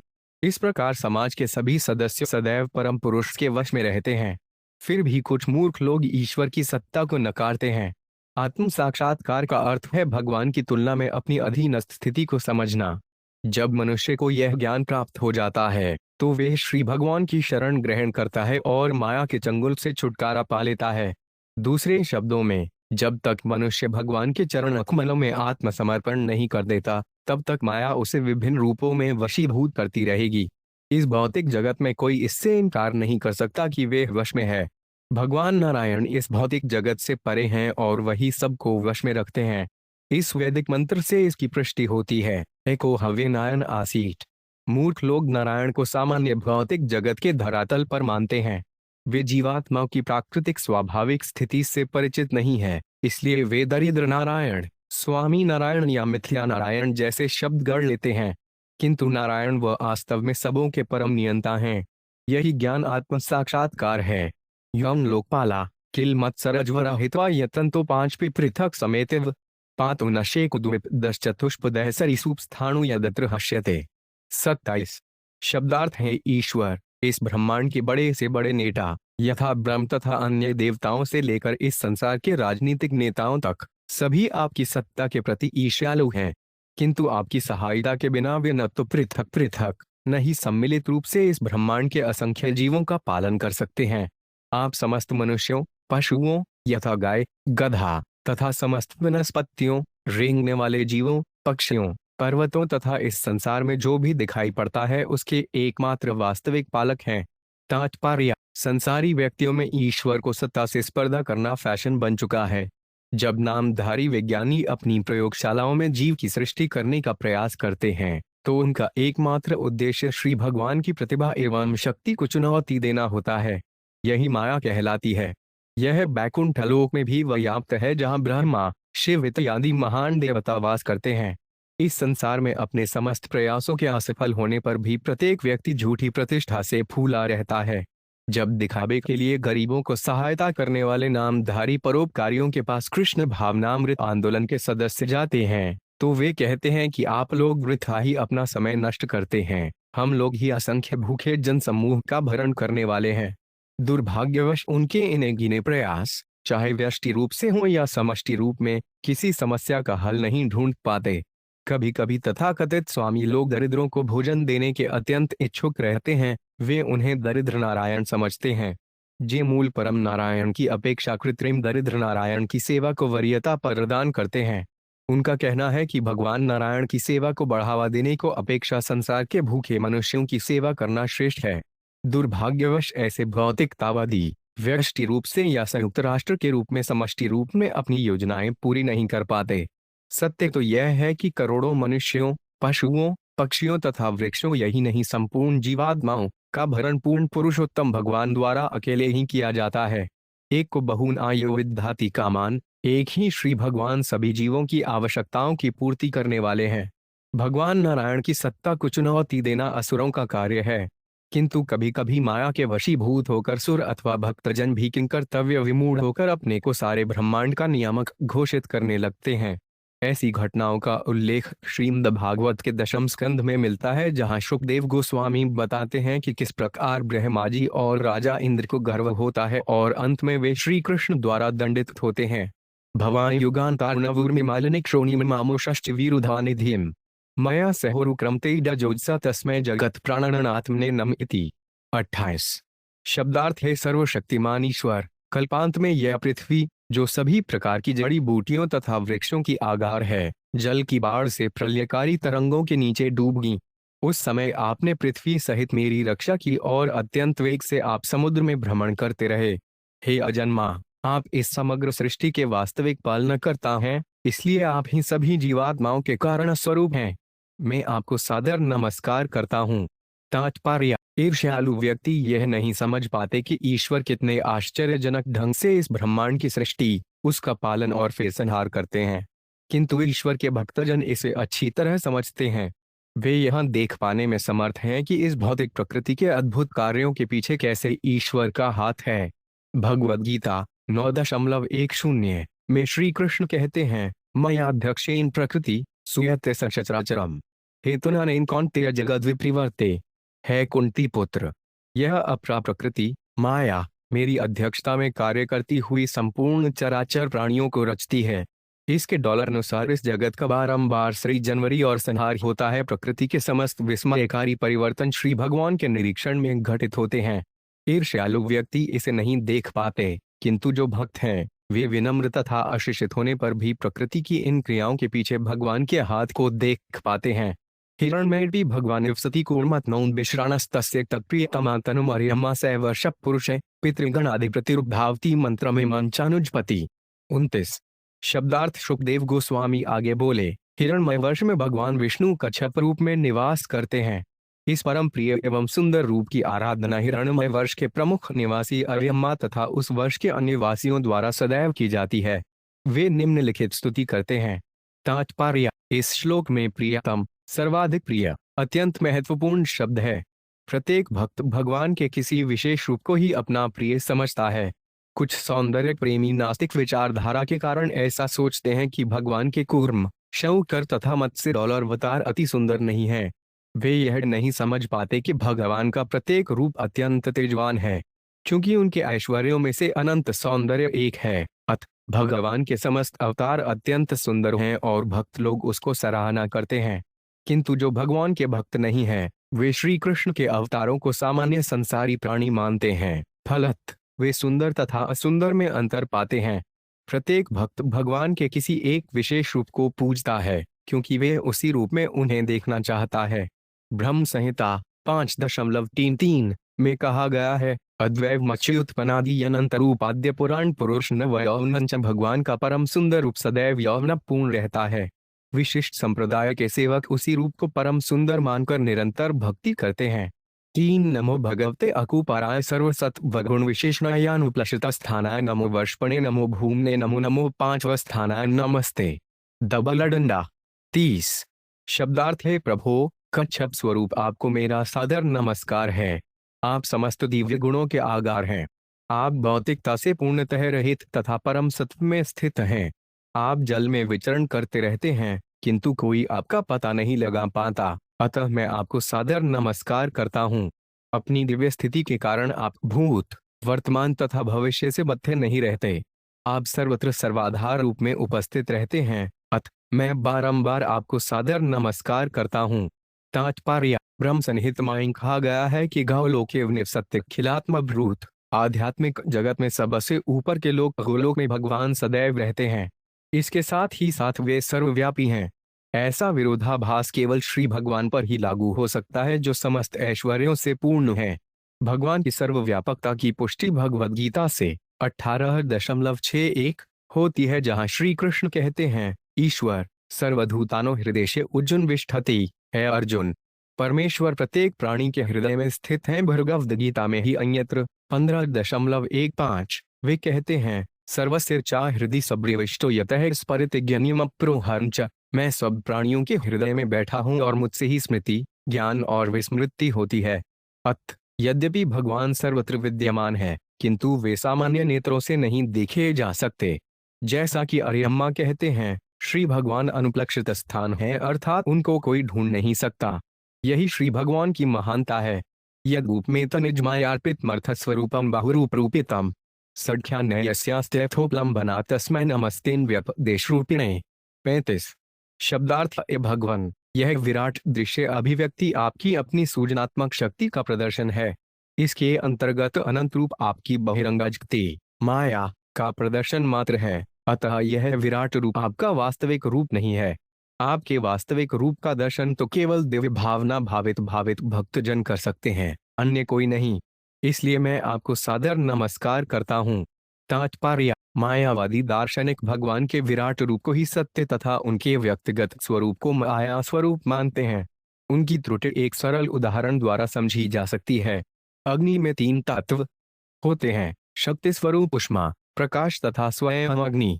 यह कोई भी समझ सकता है कि मूलतः अग्नि ही वास्तविक है और ऊष्मा तथा प्रकाश अग्नि की शक्ति मात्र हैं। वे अग्नि की स्वरूपहीन शक्तियां होने के कारण अवास्तविक रूप हैं। केवल अग्नि में रूप होता है, अतः यही ऊष्मा तथा प्रकाश का वास्तविक रूप है। भगवद गीता 9.4 में श्री कृष्ण कहते हैं, मया तत्मित सर्वजगद व्यक्त मूर्तिना, मेरी प्राकृत इंद्रियों से अतीत अव्यक्त रूप द्वारा यह संपूर्ण जगत व्याप्त है। इस प्रकार भगवान का अव्यक्त रूप अग्नि की ऊष्मा तथा प्रकाश के प्रसार की भांति है। भगवद गीता में भगवान का यह भी वचन है, मत्स्थानि सर्वभूतानि न चाहतेष्वस्थित। यह संपूर्ण भौतिक सृष्टि श्री कृष्ण की शक्ति पर आश्रित है, चाहे वह भौतिक हो, आध्यात्मिक या तटस्था शक्ति हो, किंतु उनका रूप उनकी शक्ति के विस्तार से रहित है, अतः वे व्यक्तिगत रूप में उपस्थित नहीं है। श्री भगवान की शक्ति का अकल्पनीय विस्तार अचिंत्य शक्ति कहलाता है। अतः बिना भक्त बने कोई भी भगवान के सत्य रूप को नहीं जान पाता।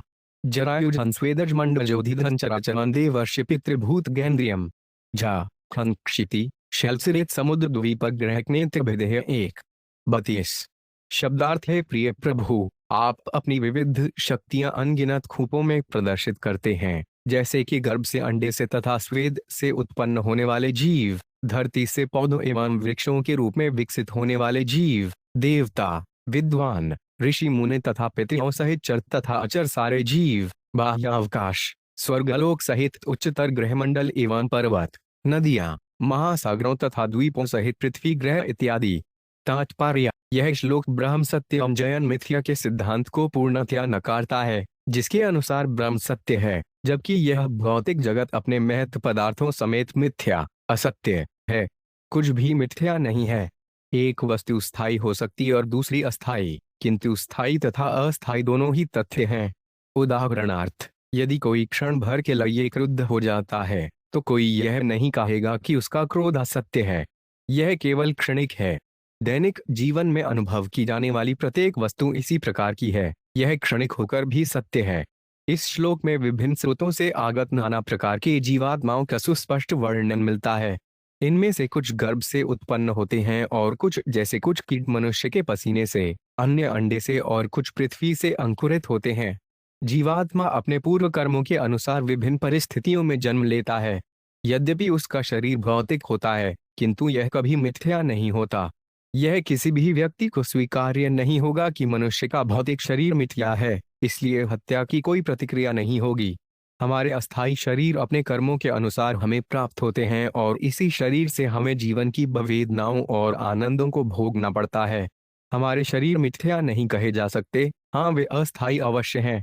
दूसरे शब्दों में यह कहा जा सकता है कि भगवान की शक्ति स्वयं भगवान की भांति स्थायी है, भले ही यह शक्ति कभी प्रकट रहे तो कभी अप्रकट रहे, जैसा कि वेदों में सार रूप में कहा गया है, सर्व खल्किदं ब्रह्म, प्रत्येक वस्तु ब्रह्म है।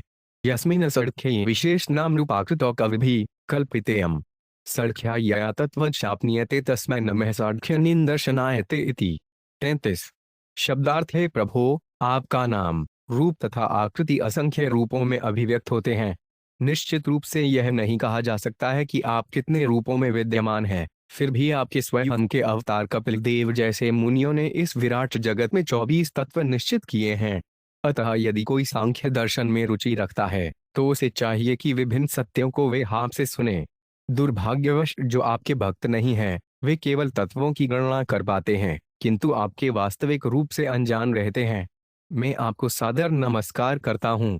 तात्पर्य: लाखों करोड़ों वर्षों से दार्शनिक तथा वैज्ञानिक संपूर्ण विश्व स्थिति का भिन्न भिन्न तरीकों से सिद्धांत बनाने और करने का प्रयास करते रहे हैं, किंतु नामधारी वैज्ञानिक या दार्शनिक की काल्पनिक शोध उसकी मृत्यु के साथ ही अवरुद्ध हो जाती है और प्रकृति के नियम उसके कार्य से प्रभावित हुए अबाध गति से चलते रहते हैं।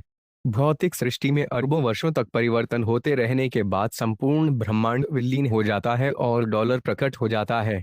प्रकृति में परिवर्तन तथा विनाश धूत्वा धूत्वा प्रलीयते अनवर्तु रूप से चलते रहते हैं। तो भी संसारी वैज्ञानिक जन प्रकृति के मूल आधार पूर्ण पुरुषोत्तम भगवान को जाने बिना प्राकृतिक नियमों का अध्ययन करना चाहते हैं। भगवद्गीता 9.10 में श्री कृष्ण कहते हैं, मयाध्यक्षेन प्रकृति सूयते सचराचरम हेतुनानेन कौन्तेय जयद्विप्रिवर्ते। हे कुंती पुत्र, यह अपरा प्रकृति माया मेरी अध्यक्षता में कार्य करती है और संपूर्ण चर और अचर प्राणियों को रचती है। इसी कारण इस जगत का बारंबार सूजन और संहार होता है। सृष्टि की भौतिक अभिव्यक्ति हो जाने पर अंततः इसका संहार होगा और लाखों वर्षों तक सुसुप्त स्थिति रहने के पश्चात पुनः सृष्टि होगी। यही प्रकृति का नियम है। उत्तरेषु च पुरुष भगवान यज्ञ पुरुष कृत्वरारूप आस्ते तटु देवी हैषां भूसः कुरुभिरस्खलित भक्तियोगेनोपधावति इमां च परमामुपनिषद्मावर्तति। 34। शब्दार्थ: सुखदेव गोस्वामी ने कहा, हे राजनु, सभी यज्ञाहुतियों को स्वीकार करने वाले श्री भगवान वराह रूप में जम्बू द्वीप के उत्तरी भाग में निवास करते हैं।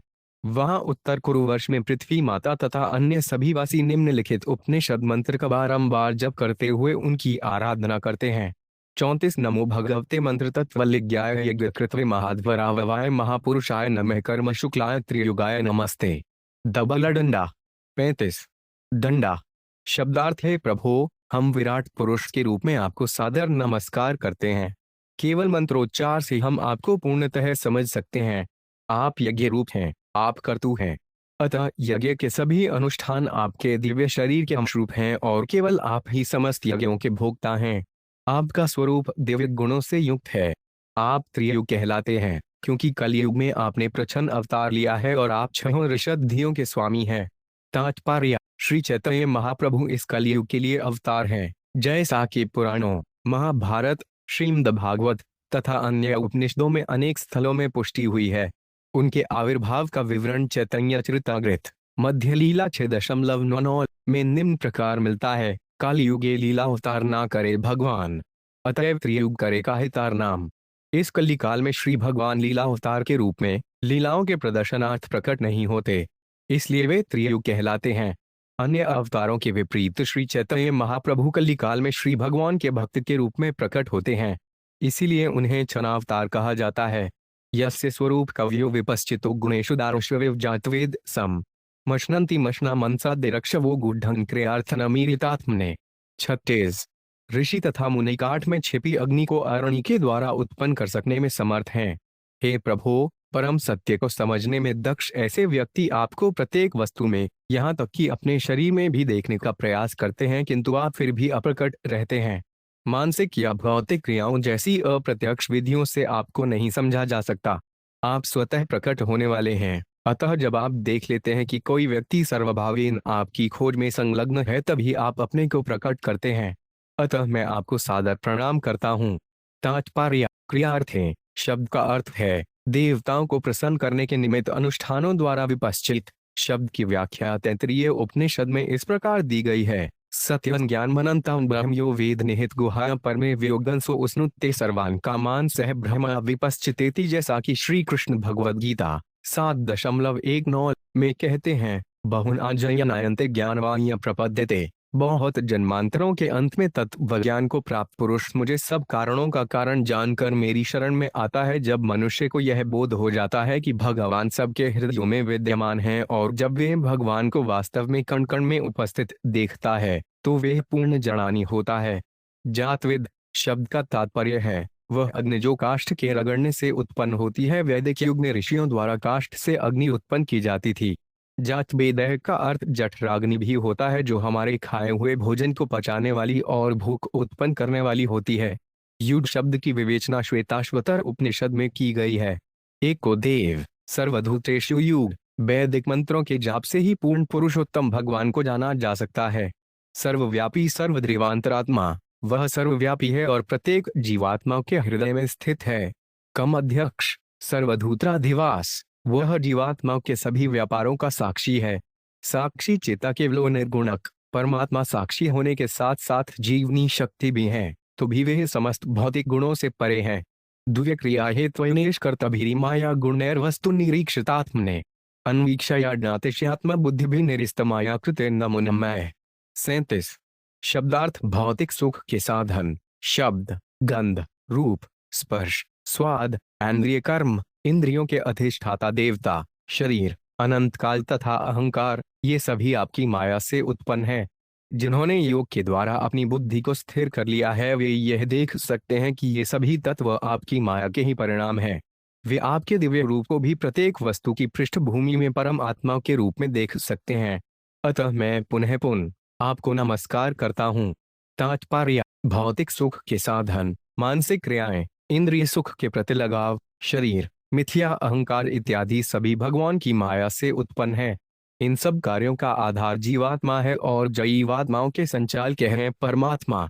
जीव सर्वे सर्वा नहीं होता, वह परमात्मा द्वारा निर्देशित होता है। भगवद गीता 15.15 में श्री कृष्ण इसकी पुष्टि करते हैं। सकसिर चा हृदय सन्निविष्टो मतः स्फुरित ज्ञानमग्न प्रोन्वंच।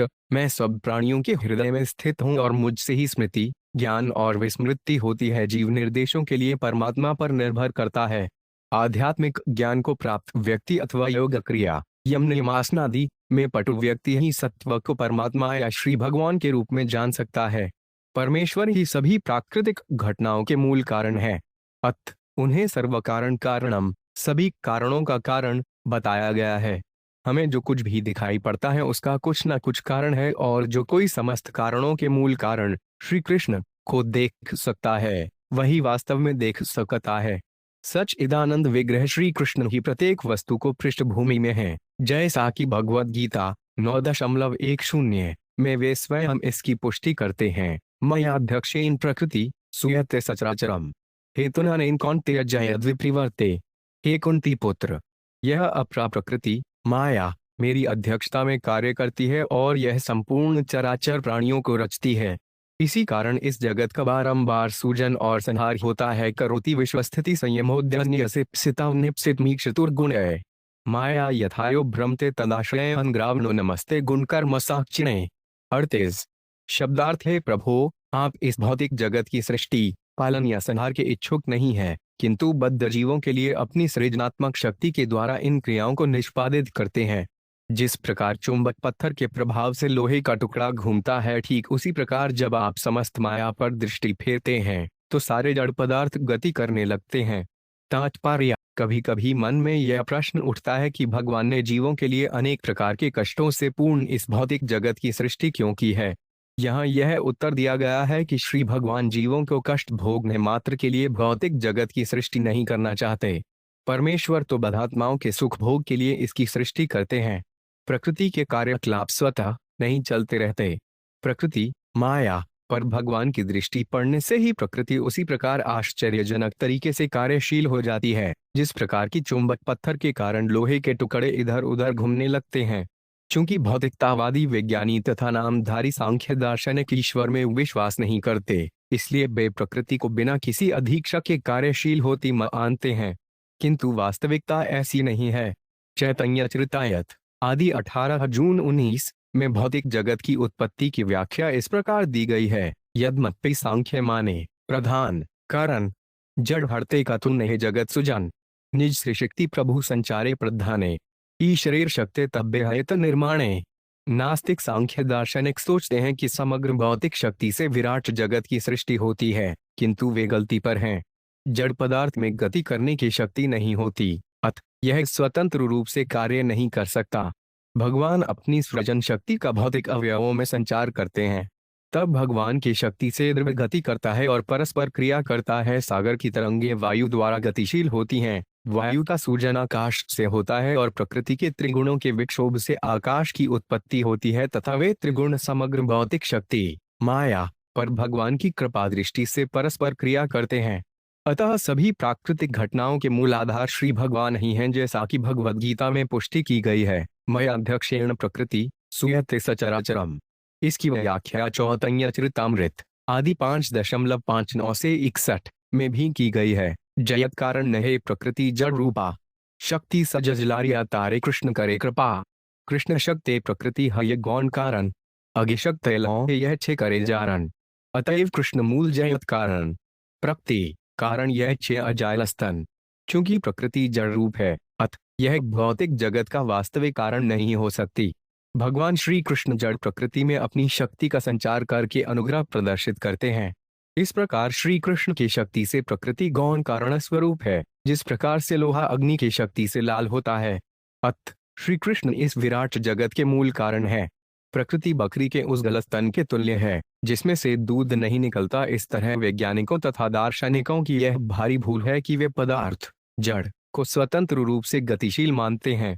प्रमथ्य दर्त्यान प्रतिवारणन मृथ्य यो मारसाय जगदादि शुक्र है कृत्वाग्रदुष्टे निर्गादुदन्वतः क्रीडनी वेब प्रणतास्मिता विभुभिति।